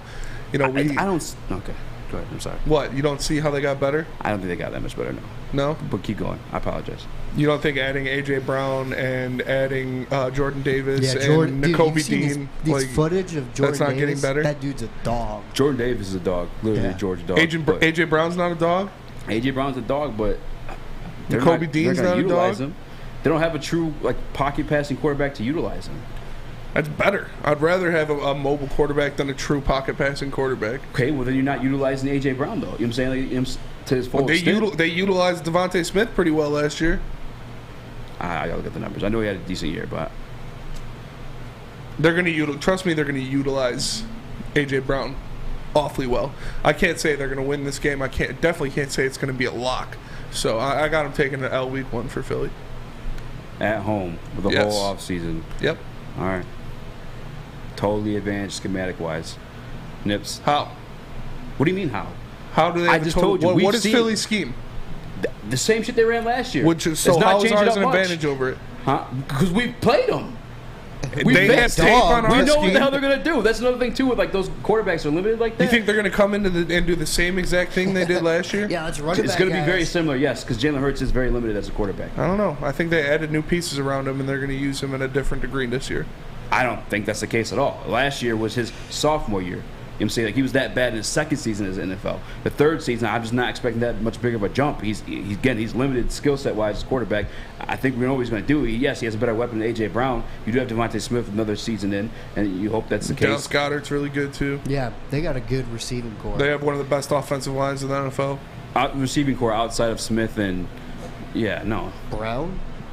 Yeah, outside of those two, yeah. Do they still have Jalen Reagor? Yeah, come on, dude. Farrell Cooper. Yeah, that's completely different. We're talking about a wide receiver 6. And another thing too, so like you look at those type of quarterbacks, like the scramblers. I look at like RG3, killed it year 1 as a starter. Second year, now some guys got tape on him. The same way we have the tape on Jalen Hurts. RG3 is just one example. Colin Kaepernick, his first year as a starter, killed it. Defensive coordinators got a year of tape on him. They know because these guys, when they're limited as quarterbacks, you have to scheme to where they can. Guys? These people. No, these fast quarterbacks, the running, scrambling quarterbacks. They're schemed to where they can be successful because they aren't the greatest pocket passers. You know what I'm saying? That's how you can be successful with them. But that's why you see year 2 when defensive coordinators have the tape. Okay, this is where he's bright at. This is where he shines at. Here. The only way he's gonna beat you is as an athlete, or if he actually doesn't make the actual throw. That's how I feel about Jalen Hurts, at least. And I like Aaron Glenn as a defensive coordinator. You saw him shut down a guy like Lamar Jackson, which I know damn well. I mean, that's week 2. You know, all offseason they were hoping. That Ravens team was riddled with injuries that week. That was week 2. Yeah. And they had their entire backfield was hurt. Yeah. Running backs? Yeah. Yeah. But running backs one of those positions. I mean, that's real. We saw that for the Ravens. That's their bread and butter. No, they set the all-time rushing. Was it? That was the yards of the game. No, most it was consistent like 200-yard games. Yeah, you know what I'm saying? Like I'm not saying no. Aaron Glenn did his damn thing, game plan for him. This is the game 1 of our schedule at home of a new redemption season. Aaron Glenn's ready, bro. He's gonna be ready to go. Yeah, I mean, I think so are they. Yeah, you can say the same thing about okay. that. I don't think that's the case. Man. Another thing too is like, like they made the playoffs. They had the 9 wins last year. Is the NFC East not the weakest division in all of football right now? For sure. Like, just stop. And we got dogged by them. Stop fluffing the Eagles, bro. Stop fluffing them. It's not the same team. Slam. So the Lions will lose this game. I'm with Spencer and Owen because the Eagles they are loaded. They've got dudes at almost every position, and they drafted Jordan Davis, who I think will step right in and be maybe their best defensive tackle. And they got A.J. Brown, a true number 1 wide receiver for Jalen Hurts, a guy that will help him along, and it will lead Devontae Smith to be where I think he will belong, which is a number 2. This, and also, not to mention, the Eagles might have an offensive line that is better than the Lions. I think this young defensive line for the Lions, even my guy Aiden Hutchinson, will be in for a rude awakening going against a guy like Lane Johnson. And Jason Kelsey is their center, who might actually be the best center in the league. If you're not, there for sure. It's either him or Frank Ragnow to me. This Eagles team is just, and Darius Slay, our old friend Darius Slay, Darius is a dog. in the secondary. Mm-hmm. That's Eagles, what scares me, the defense. And not to mention, the Eagles beat the Lions like they stole something last year. I know that the Lions also got better, but so did the Eagles. Adding A.J. Brown is huge. Adding Jordan Davis as like that anchor in the middle, this big guy that can clog up space but is also athletic, is huge. The Eagles win this game, honestly, I think by like 10-14. I think y'all tripping. I'm just not carrying in the game from last year. I'm not factoring that in. It's just totally different like teams. We obviously had health concerns or health issues at that point with our entire defense and offense at that point too. I don't know what our offensive line was looking at that point, but I know we didn't have Taylor Decker. And again, that's literally the game that Anthony Lynn got demoted after. Like, just my opinion. But if you guys think that, I'll handshake you guys $5 each. Collect the money. Yeah, and we'll tell them you'll do nothing. Money. You lost the last bet to me. I know, but last minute too. That was a wild ass fight. And you still lost to me, so maybe that will happen again. They'll lose the last minute. Come back. Nonetheless, Young Sus getting spicy chat. Speak easy. I'm doing this poll to prove you're crazy. All right, man, run it up. No, they're all gonna see. Yeah, dude, that's such a winnable game. We've seen this before, though. Yeah. Like, we can't. Such a winnable game. We can ask the poll for fun, but like, you can't like. We can ask the poll if they beat the greatest show on turf, show on turf versus the Lions, and they'd vote for the Lions. You guys just mad because I'm gonna win that poll. I don't care about the poll. All right, game 2, the Washington Commanders, another game at home. Yeah, this is a game they'll win. This is a winnable game. The Commanders aren't great. I have no faith in Carson Wentz. Their defense is, their defensive line is pretty scary, but I think our offensive line will, that'll kind of trump each other. Antonio Gibson does nothing for me. I like Scary Terry a lot, but other than that, I think they're kind of a weak team. So I could see the Lions going there and taking care of business against the Commanders and Carson Wentz's paraplegic ass. Well, I'm pumped up to get into this conversation, the rest of the schedule, and that's because I drink a Centron. All right, let's pay some bills and get back to it. The poll is not going in my favor too, so I'm gonna give y'all a minute, all right, to get your minds right, okay? Centron, the summer Centron is here. Now Centron's available at Kroger. Make sure you guys pick some up while you're shopping, because right now you get 2 cans of Centron for $4. That's right, 2 cans of Centron for $4. Personally, I recommend the cranberry, but if you're not a heavyweight, trying to watch a boyish figure or girlish figure, whichever you prefer, or dolphin figure, whatever you identify as, you can get the sugar-free one, okay? Centron's the new energy drink for the active lifestyle. Drink it, live it with Centron. New to the game or a season better? OddsTrader.com has everything you need to make the right bet ahead of kickoff. Begin your handicapping journey with OddsTrader. Improve your edge by finding the best price on every game from sportsbooks in your backyard. Take advantage of the numerous sign-up bonus offers to pad your bankroll.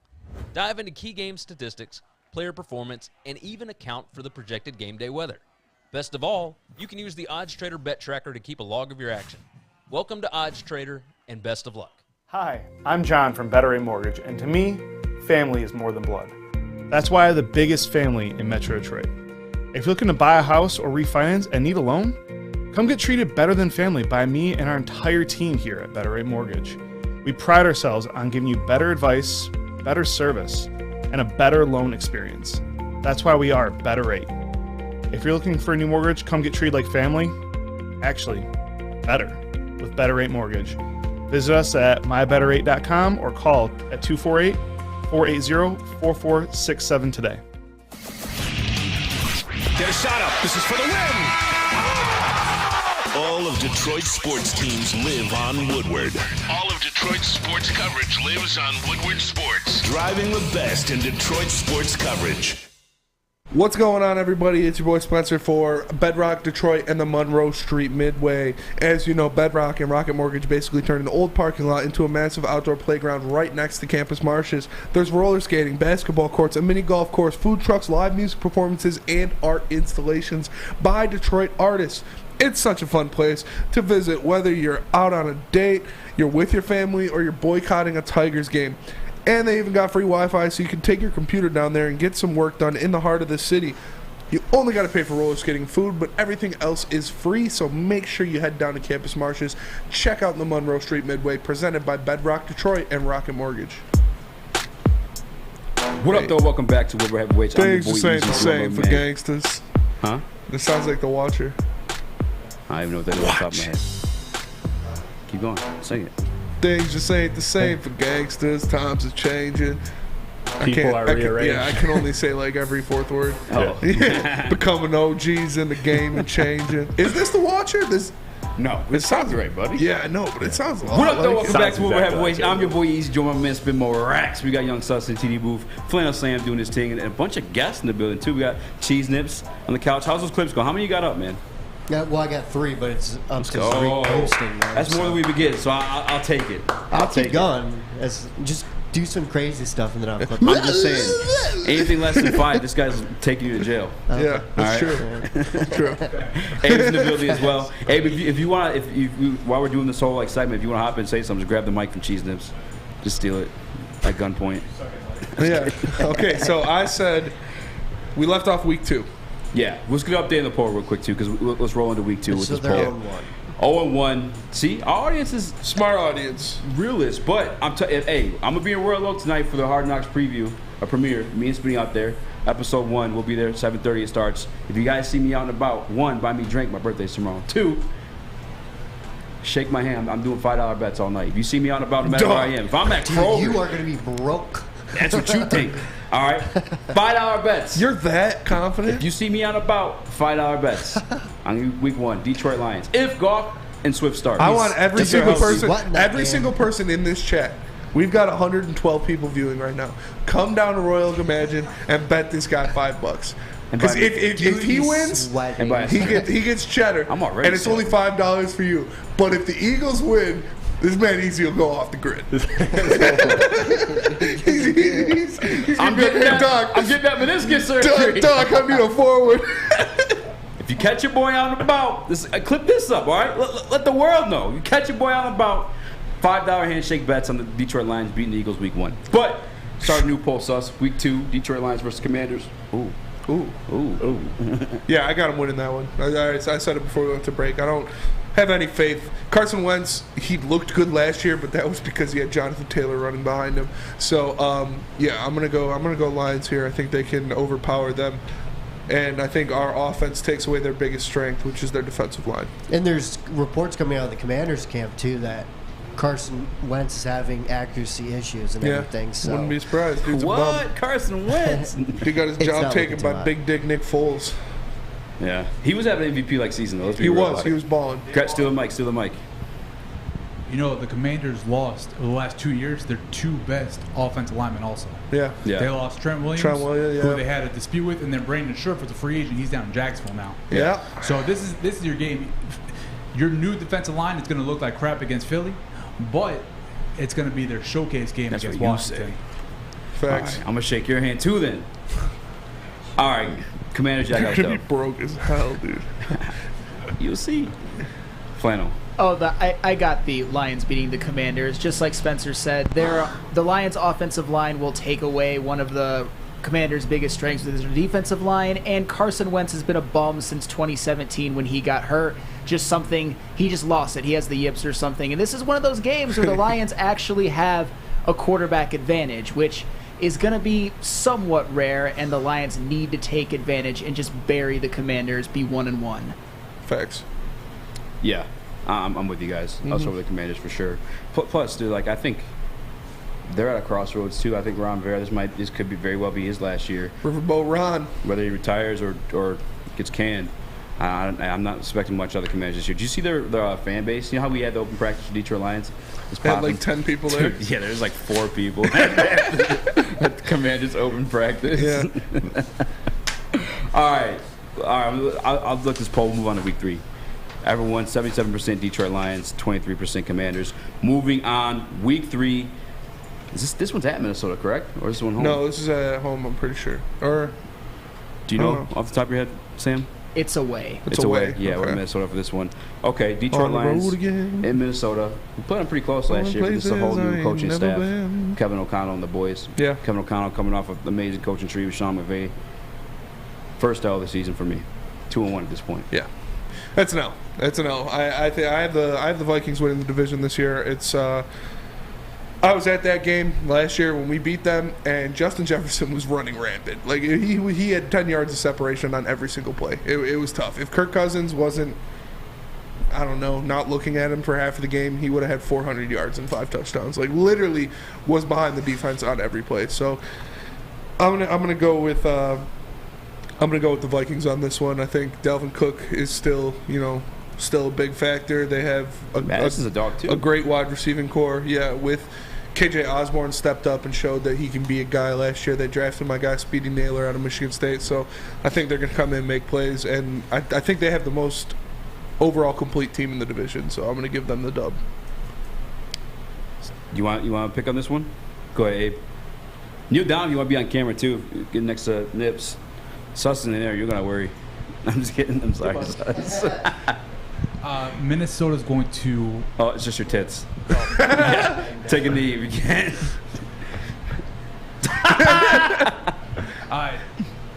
Minnesota's going to do very, very dirty things to the Lions. Like, you think that they don't forget that they lost to the Lions and everything that the Lions did? Oh my God, that was the greatest thing ever. You don't think they don't remember that? They didn't. The Lions didn't win that game. The Vikings lost that game. They remember.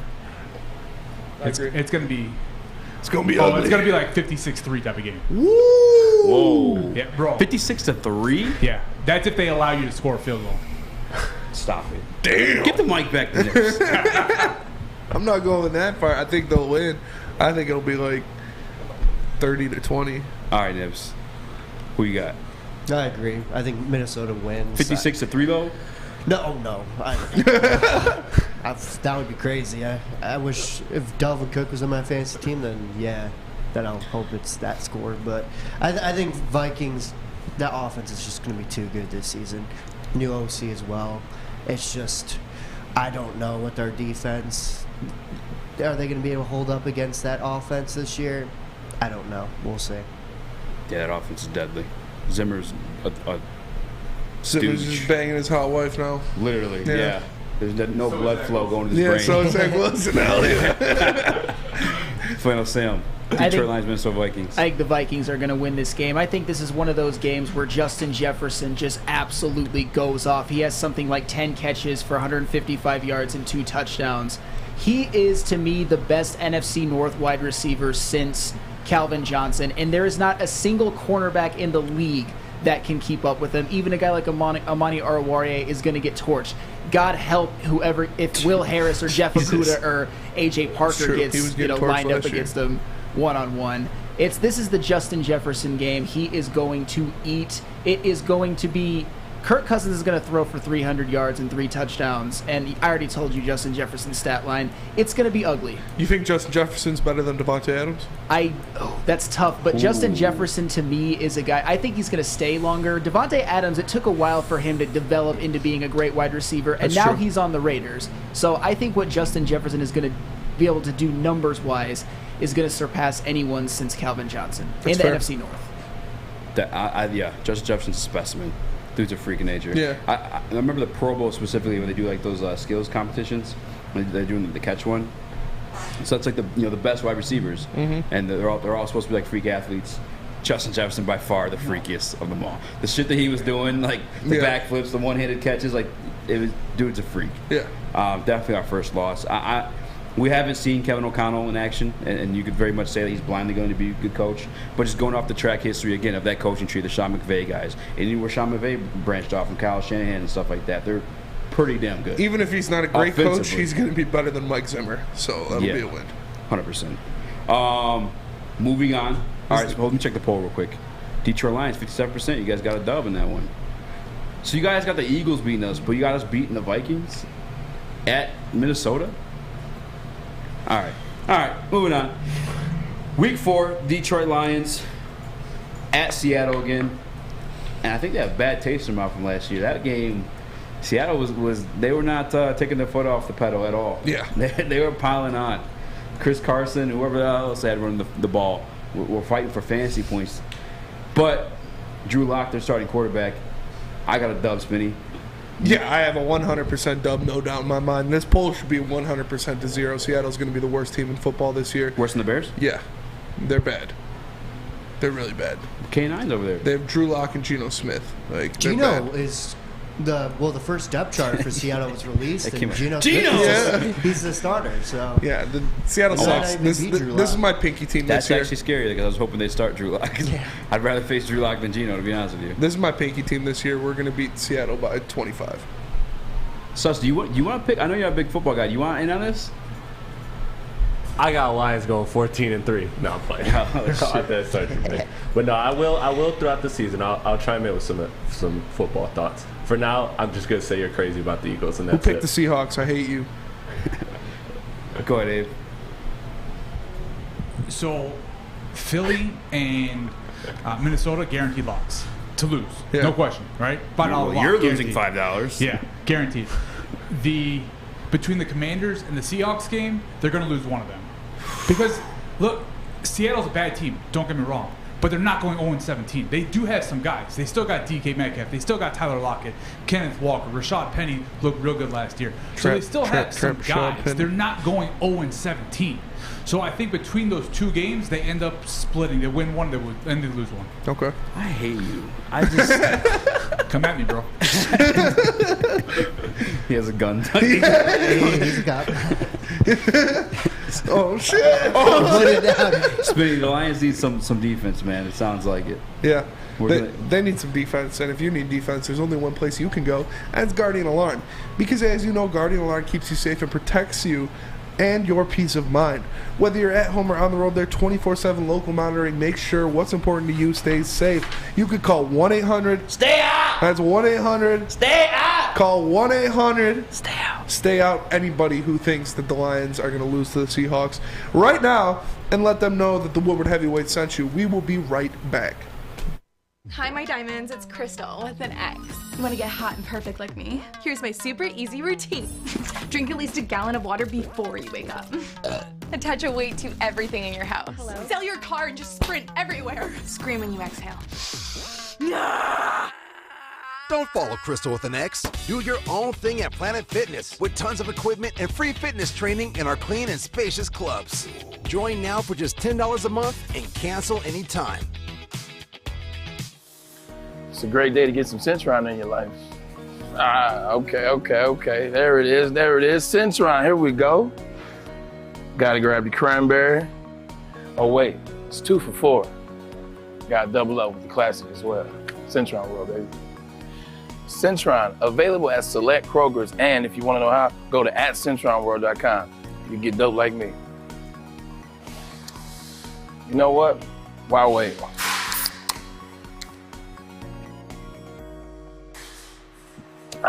Great taste, guaranteed.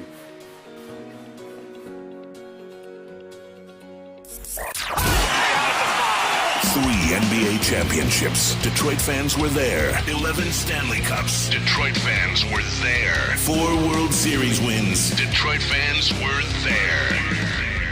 And that one Lions playoff win in 1991. Yeah, Detroit fans were there. Woodward Sports, where the fans are. What's going on, everybody? It's Spencer for Big Frog in Novi. Right now, you can get a free Woodward Sports t-shirt. That's right, a free Woodward Sports t-shirt all month long at Big Frog in Novi. I don't even have one of those. All I got is a drafted cocaine shirt, and I can't wear it because it's got Adam's face on it. Just stop in and tell them we sent you, and they will print you out one on the spot. So go to Big Frog Novi today and get your free t-shirt, or visit them online at bigfrog.com/Novi. Big Frog! What up, though? Welcome back to Woodward Heavyweights. I'm your boy Eazy, joining man, Spit More Racks. What up, though? We got Young Sus in the TV booth doing his team. Flannel Sam in the 1s and 2s in the audio booth. She's Nips, cutting clips. How many you got now? I got 4 in the chat. 5's going to go up with your little $5 bet. Would you take $5 bets? I am getting from a little people sweaty on about that one. Online, Twitter, like No, you got to see me out and about. You got in person. Okay. Yeah, 100%. Especially, I'm turning 29 tonight. My math is correct. See me out and about, grab me a drink, and lose $5. Yeah, for me. buy I'm the all man for a it. drink too. It's his birthday. All for it, man. That one's out of the way. Detroit Lions. Well, you're 2-2 then, Spinning? Yeah, I got them 2-2. I'm 3-1. Sus for the hell of it. What's the Lions' record after 4 games? I'm gonna say 1-3. I'm gonna be a little down. I think Abe made a good point about that Commanders we don't game. care. I think I'll cut him off. Okay. It's not a bad. Anything could happen. I get 5 seconds of a take, and then if you don't like it, you just cut. Pretty much. 1-3. All right, go ahead. I'm sorry. 0-4. I was just saying. I think I have a gut feeling like that the Lions would lose one of those 2 games. The Seahawks or the Commanders, from what it sounds like. And just because the guy with the gun said it? Yeah. Listen, I'm trying to get on his good side. I'm trying to go back to prison. Trying to go back to prison, man. Just let me side with him. Plan Sam, 2-2? 2-2, because if the Lions lose to the Seahawks, this Seahawks team, Dan Campbell should be on the hot seat. Cannot lose that game. I agree. Yeah, I'm with you. Yeah, you can't. I mean, it is in Can't Seattle. lose. Maybe They got not on the 12 hot man. seat, but they can't lose that game. Maybe not hot seat, but I'm with you guys. All right, reeling the show back in a little bit. We are the list killers of Woodward Sports. Yes, all right? we are. You're out there getting cute, making these cool little lists, and you think you think you're doing a good job. You do all the homework. You're searching all these advanced analytics. Lions, you got them ranked 26. Fuck off and eat a dick. All right, that one's terrible. But we do have a teammate of ours, Anthony Colombo, a.k.a. Pistons Talk, made a list of the top 10 Detroit Pistons of all time. Spinny, let's kill this shit. Yeah, first of all, rip him, Lyle, rip him. George Yardley, get George Yardley's ass out of here. Get the I don't fuck care outta what here. you did in the NBA. If black guys weren't playing, it doesn't count. This is a crazy list to me. I think Bill Laimbeer's too high on this list. I think Chauncey's too low, and not having Rip Hamilton on this list, I think, is pretty telling. Like, get George Yardley out of there and throw in Rip. My list goes pretty similar at the beginning. It goes Isaiah 1, Joe D 2, Ben Wallace 3. And then I got Bob Lanier at 4 because obviously he's old as shit, so I didn't get to watch him. But I looked up Bob Lanier's stats, and they were nuts. Dude. They were nuts. Dude was going for like 25 and 14 for like 8 consecutive seasons. So you got to put Bob Lanier up there. Then I got Chauncey after Bob Lanier. Obviously, no, Mr. Big Shot led this team, Finals MVP. I got Dave Bing after that because Dave Bing also had some pretty nutty seasons playing with Bob Lanier. Like, that was a dirt combo. Like, I don't know how those guys didn't win a chip. But especially back then, too. Yeah. But I put Dave Bing up there, even though he's talking smoke about the young bucks, and But I'll throw Dave Bing up there. And then after Dave Bing, I got Grant Hill because Grant Hill was 5-time All-Star. The only season that he played for the Pistons that he didn't average 20 points was his rookie year. So the guy was extremely talented. After that, I have Bill Laimbeer because Bill Laimbeer's best seasons were at the beginning of his career, and they were like 17 and 13. He was averaging around there, which is very good. It's very good. But when he was effective, when we were winning chips, which he was a huge part of, he was kind of a 13 and 10 guy, something like that. So I put Bill Laimbeer there, and then after Bill Laimbeer, I have Dennis Rodman. We all know what he did: the worm, the rebounding, the defense. The guy was an inseparable piece. He was a guy that you needed to win. He was a guy you needed on that team to win. And then after Dennis Rodman, I got Rip Hamilton because I think he was, the second driving force of that team. He was the second gun on that team to go with Chauncey. He had a lot of seasons where he averaged around 20 points. He averaged 20 points per season, made multiple All-Star teams with the Pistons. So I got Rip at my number 10 spot. Okay. That was a lot. I don't have a graphic to visualize it, but yeah, you got through Rip 10. I am mad so at it. I'll redo it without the explanations. Isaiah 1, Joe D 2, Ben Wallace 3, Bob Lanier 4, Chauncey 5, Dave Bing 6, Grant Hill 7, Bill Laimbeer 8, Dennis Rodman 9, Rip Hamilton 10. Can you put that list back up real quick, Sus? Because who'd you kick out of this one? So George Yardley's gone. George Yardley's gone, yeah, and then I moved a couple around. Okay. George Yardley's gone. I brought in Rip, and then I moved a couple around. Okay. I'm not mad at that. Looking at this list, keep it up real quick just so I could.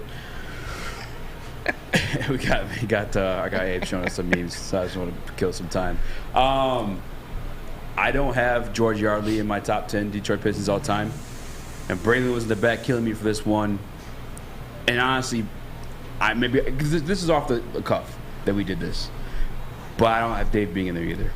You gotta have Dave Bing in there, man. To each their own. You know what I'm saying? I value championships a little bit more than what Dave Bing. Truthfully though, him and Bob Lanier together, something should have cracked, man. He was a Hall of Famer though, and he played for 1, 2, 3, 4, 5, 6, 7, 8, 9 seasons. 9 seasons, and he averaged 20 or more in 7 of those 9 seasons. How many times did he go to playoffs? I'm saying, like, winning. I like winning basketball. It's just me. All right. That's the Jaden Ivey thing. I didn't like the fit. You could be a baller. You could put up big numbers, but you want to be a baller. But I want to see him win. You know what I'm saying? I got Zeke 1, without a doubt, the best Detroit Piston of all time. Joe Dumars 2 after that. Then that's just his player career. You enter in his GM resume too. Like he's solidified number 2. If you want to count the GM stuff, maybe we could debate for 1. I don't know. Ben Wallace 3 for me, the 4-time Defensive Player of the Year, and obviously a champion too. Dennis Rodman 4 for me. Dennis Rodman 4. Dennis Rodman 4, Defensive Player of the Year, 2-time champ, stud for the Detroit Pistons. I almost said Detroit Lions. This is where I'm even questioning myself now. At 5, I would have had Bill Laimbeer. But I'm not even thinking about flirting with Chauncey. But what Bill Laimbeer did, just like for the culture, you know what I'm saying? Like, he was part of the shift of them becoming the bad boys. And that era and attitude ushered in 2 championships back to back. So we can say what you want about the numbers. Bill Laimbeer was part of the championship team, and he ushered in the attitude that made them a championship team. Helped usher in that. Bob Lanier's not on your list yet? Bob Lanier's not on my list yet. Again, I like these rings, man. I like these guys that are winning. And guys that make cultural impacts. Dennis Rodman, a guy like that. Bill Laimbeer, a guy like that. Chauncey Billups coming in at 6, another dude like that. Finals MVP, a champion. We saw him here do his thing, Mr. Big Shot. Billups, Rip Hamilton, my 7. Which, to be honest with you, maybe I could flirt with putting Bob Lanier at 7, but right now he's 8 for me. I know he was a dog. I know he was a stud. Number 1 overall pick, if I'm not mistaken. Right? Bob Lanier, I'm not sure. Do you know Sam? Yeah. Oh, you got me, Sus? Number one overall pick? Yeah. Yeah. Yeah, he was the number 1 overall pick. Grant Hill, Rasheed Wallace, Sus. I want yours, but I do gotta pay. We gotta pay some bills, Smitty. We do gotta pay some bills. And if you're feeling hungry after the game or after the stream, there's only one place you can go, and that's Big Boy, because they have ciabattas and summer salads. Look at that. They got the sunrise ham and cheddar, the chicken cordon bleu, and the chicken club with the honey mustard and bacon. So don't forget, you can also keep it light with their Michigan apple, chicken Caesar, and Greek salads. And if you want to cool off with a nice hand-dipped cookies and cream or strawberry shake, you can do that as well. That strawberry shake is a hitter, and so is the cookies and cream. You heard it here first, folks. Summer just got better at Big Boy. We are the Woodward Heavyweights. We'll be right back. Fellas, let's be honest. We like things to be easy. We like simple stuff, like sports 7 days a week. We like things uncomplicated, like Lady Jane's Haircuts for Men. Open 10 to 8, 7 days a week. Walk in anytime. Sign in, sit down, watch your favorite team play. And before you know it, your hair will be game ready. Open 10 to 8, 7 days a week. Walk in anytime. Lady Jane's Haircuts for Men. It's wicked awesome. Life is full of hard choices. We're here to make one of life's biggest decisions as simple as possible. My name is Christina Gennari, and for over 20 years, I've helped hundreds of families buy and sell homes. We cover all of Metro Detroit and more, from large luxury homes to starter homes. We will work hard to make sure that you get the home of your dreams. So if you're in the market today or even thinking about buying or selling in the future, make the obvious choice. Christina Gennari, the obvious choice in real estate. Visit us at soldchristina.com today. What up, though? Welcome back to Woodward Heavyweights. I'm your boy Eazy, joined by my man Still Morax. What up, though? You got Young Sus in the TV booth. Flint up Sam doing his thing in the audio booth. We're doing our top 10 Detroit Pistons of all time. Off the cuff list for me. I think the same for you. Did you do your list before you came in, Sus? I actually don't have my list. Like I don't have it yet. I didn't get time to make one with numbers. I can guess ranges, but I'd rather do it on a day where actually I have my list together. Well, do this for me. Put up the graphic of Anthony's top 10. All right. Tell me who you're taking out and putting in. Okay. First things first, I agree with 1, 2, and 3. This Flannel saying we got to get to him. He's probably seething in the booth that everybody agrees Ben Wallace is there. George Yardley over Ben Wallace? Come on. No, he's probably seething about that. But Bill Laimbeer is my problem. That's where the list starts for me. He's got to go lower. I'd put him personally below Rodman and Chauncey, because Chauncey was the Finals MVP. I mean, you could argue that again. Ben Wallace was the best player on those 4 Pistons, and Laimbeer was the second, like Chauncey. But Chauncey got the Finals MVP. And then Grant Hill I'd even put over Laimbeer just because of how much of a talent he was, and he had absolutely nothing around him. And Bob Lanier I'd put over him as well. And then Dave Bing I would leave at 9, and I'd put I'd replace George Yardley with Rip. That's what I would do off top. Yeah, I think the George Yardley thing is that's the one that's got to go for sure. Yeah. Flannel. Please tell me Ben's is still in the top 10 at least. Man. So what's funny is I knew that that you guys were doing a list, so I just decided to make one really, really quick. A very quick list. Number 1, obviously Isaiah Thomas. If anybody says any otherwise, he's at worst the 3rd best point guard of all time. Amazing. Joe Dumars, 2 guard, obviously the 2nd best player on all those championship teams, multiple-time All-Star Hall of Famer. I got Chauncey at 3, actually. I think he was the best player, the driving force, the engine to that 04 team, the going to work that made 6 straight Eastern Conference Finals, absolute star. Number 4, Bob Lanier, just because he was so good in his time. He was arguably the 2nd best big man after Kareem in the 70s. Number 5, I've got Rip Hamilton, because Rip Hamilton, to me, might have been the best two-way two-guard in the NBA for that few-year stretch in the mid-2000s. Unbelievable. Kobe Bryant, two-guard. Two-way two-guard. Okay, fine. You got me there. He wasn't better than Kobe. I never said he was, but as a defender, too, I think Kobe was a bit of an overrated defender, and Rip Hamilton, I think, was an underrated defender, and you got me. Number 6, Dave Bing. Just because of the stats he put up, the numbers, he's a Hall of Famer. One of the best guards of the 70s. It wasn't a very good era for the NBA, so Dave Bing, he did shine, though. He was very good. Number 7, I have Bill Laimbeer. Because Bill Laimbeer, what people don't remember is he was kind of before his time, like a stretch 4. Yes. on those championship-winning teams, he was putting up like good three-point shooting numbers for the time, like 35, 36%. He had seasons where he averaged 17 and 13. I believe he was a 4-time All-Star. Obviously, a very stout defender, a big part of those bad boys teams. Number 7. Number 8, I have Grant Hill. Just because Grant Hill, to me, there are 3 players on my list that had the talent in their prime to be best players on championship teams. Grant Hill, Bob Lanier, and Isaiah Thomas. I think he was trending towards that way. Then he went to Orlando. The ankle injuries wrecked his career. And then number 9, I have Dennis Rodman, who I believe is the best pound-for-pound defensive player in NBA history, the best below-the-rim rebounder in NBA history. When Dennis Rodman was added to that team, that's when they were really able to take off. He is the ultimate guy on a team that will do everything and is the ultimate effort guy, one of the greatest defenders of all time. And number 10, I do have Ben Wallace on my list. At 10, I almost put Mark Aguirre in ahead of him. Oh, my God. I'm kidding. Okay. Kidding. Ben Wallace, obviously a phenomenal defender, 4-time Defensive Player of the Year. You know how I feel about him. I think he was a bit overvalued. He never shut down Shaq in the finals, but we've had that debate. And also, I just got to say this. My sort of honorable mention, Mark Aguirre. I absolutely love what Mark Aguirre did for that Bad Boys team. He was the unselfish off-the-ball superstar that Adrian Dantley's bum ass never was. He thought he was the number 1 over Isaiah Thomas. Get the fuck out of here. Spicy. Okay. I gotta say, I'm proud of you for putting Ben in there. Did you actually think I wasn't?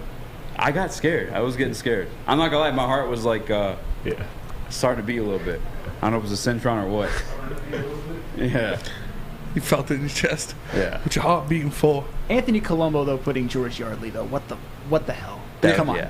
Yeah, come on. Maybe he did it to spark debate. Because Rip's got to be in there. Dog. Yeah. Like Rip not being in there. What's more offensive? Yardley being in there or Rip not being in there? Both. I mean, it's the same it's thing. One of the same, because it's an easy swap right there. Yeah. Yeah, that's it for me. But Hard Knocks, Spinny. Hard Knocks we're going tonight. To premiere. Are you ready? Yeah, I'm ready. I'm very excited. We got to skate like right after this, right? We have to get the hell out of here. It's at 7:30. Yeah. Sauce, what are you clipping today? You asked you want a good clip. You know what you do? The $5 thing.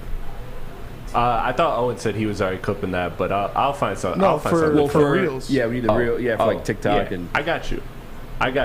Yeah, so what's wrong with that? You want to do $5? What do you think? It works for me. Yeah. In the chat, what do you think is the most clippable moment for like TikTok today? Help us out. You said this? I kind of don't want to do it though, because I don't want you to be homeless. You my guy. You know what I'm saying? Like I'm trying to look out for you. Like I'm gonna buy you a drink because it's your birthday, but taking food out of Easy's kid's mouth. You guys are wild, bro. We're whooping on them boys. Whooping on them. What do you think the final score is? So there's 120 people in the chat when I made that bet. When I opened up that bet. What do you think the final score is? The final score? Yeah. 1,000,000 to none, probably. 1,000,000 to 3. That's if we let them get a field goal. I'm just kidding. They got a stout defense. That's what scares me the most. The offense just doesn't do it for me. It's the Jalen Hurts for me. This is what I'm not like afraid of. Final score. You think anybody's afraid of Jared Goff? 28-17. That's probably a little low, especially for week 1. Actually, you're a fantasy guy, Abe. Oh, yeah. Early on in the season, a lot more high scoring or low scoring? More high scoring because the defenses just aren't as well put together yet. Still figuring each other out. You have to be a lot more in tune and schematic on the defensive side, where you'll have a lot more broken plays given the receivers and the running backs big time scoring opportunities. 38-31. 38-31. Detroit Lions. So it's a lock, but you only got to win it by 1 score. You think the Eagles defense is giving up 38 points? Like I said, like it takes time to get together. Not that much time, bro. So they got Darius Slay. They lost McLeod, if I'm not mistaken, right? McLeod, the safety. Yeah, I believe so. Yeah, they got Marcus Epps, Anthony Harris as their safeties, James Bradbury as their other. Bradbury's a real good corner. Yeah, as their other corner. Real good corner. They got Brandon Graham, Fletcher Cox, Jordan Davis, Josh Sweat. Like, They got a good defense. Dude, that man. defensive line is stud. Yes. The defensive line is what scares me. Yeah. 100%. Defensive line, Darius Slay. And don't sleep on Hassan Reddick either. Yes. Local guy from Philly. Yeah. Going home. Fletcher Cox, Brandon Graham, Jordan Fletcher Davis. Hargrave, Javon Hargrave, not worried about him. Josh Sweat, he's all right. Don't know Kazir White. I'm not familiar with TJ Edwards. Hassan Reddick, I'll take your word for it. We got Mike Epps at safety, dog. Don't even worry about it. No, it's Kansas Marcus Epps. Come on, dog. I'm not sure. Again, like, not be a Lions fan and look over the Lions' defensive depth chart, you'd say the same exact thing. Yeah, for sure. I don't think our defense. I never said our defense was like star stud. This defense is for sure better than our defense on paper. Our offense is where we're going to bring it though, and we're at home. And Dan Campbell. I mean, we saw the Super Bowl champions, took it to them, and they're home. I'm just saying, like, this is going to be that type of game for us. Yeah, all right. Well, everybody take money from Eazy today. We're going to check out Hard Knocks at Lose 7:30, and he's taking bets. But that'll do it for today. We appreciate you guys being in the chat, rocking with us. Make sure you like, subscribe, and share the stream. Tell your friends, tell your family, make a fake account for your grandma, and make sure she's watching the Woodward Heavyweights. For my boy Eazy to the left of me, for Young Sus in the booth, for Sam Flannel in the other booth, Cheese Nips, and Abe on the cake cam. My name is Spencer Raxter. We are the Woodward Heavyweights, and we will see you guys tomorrow. Peace.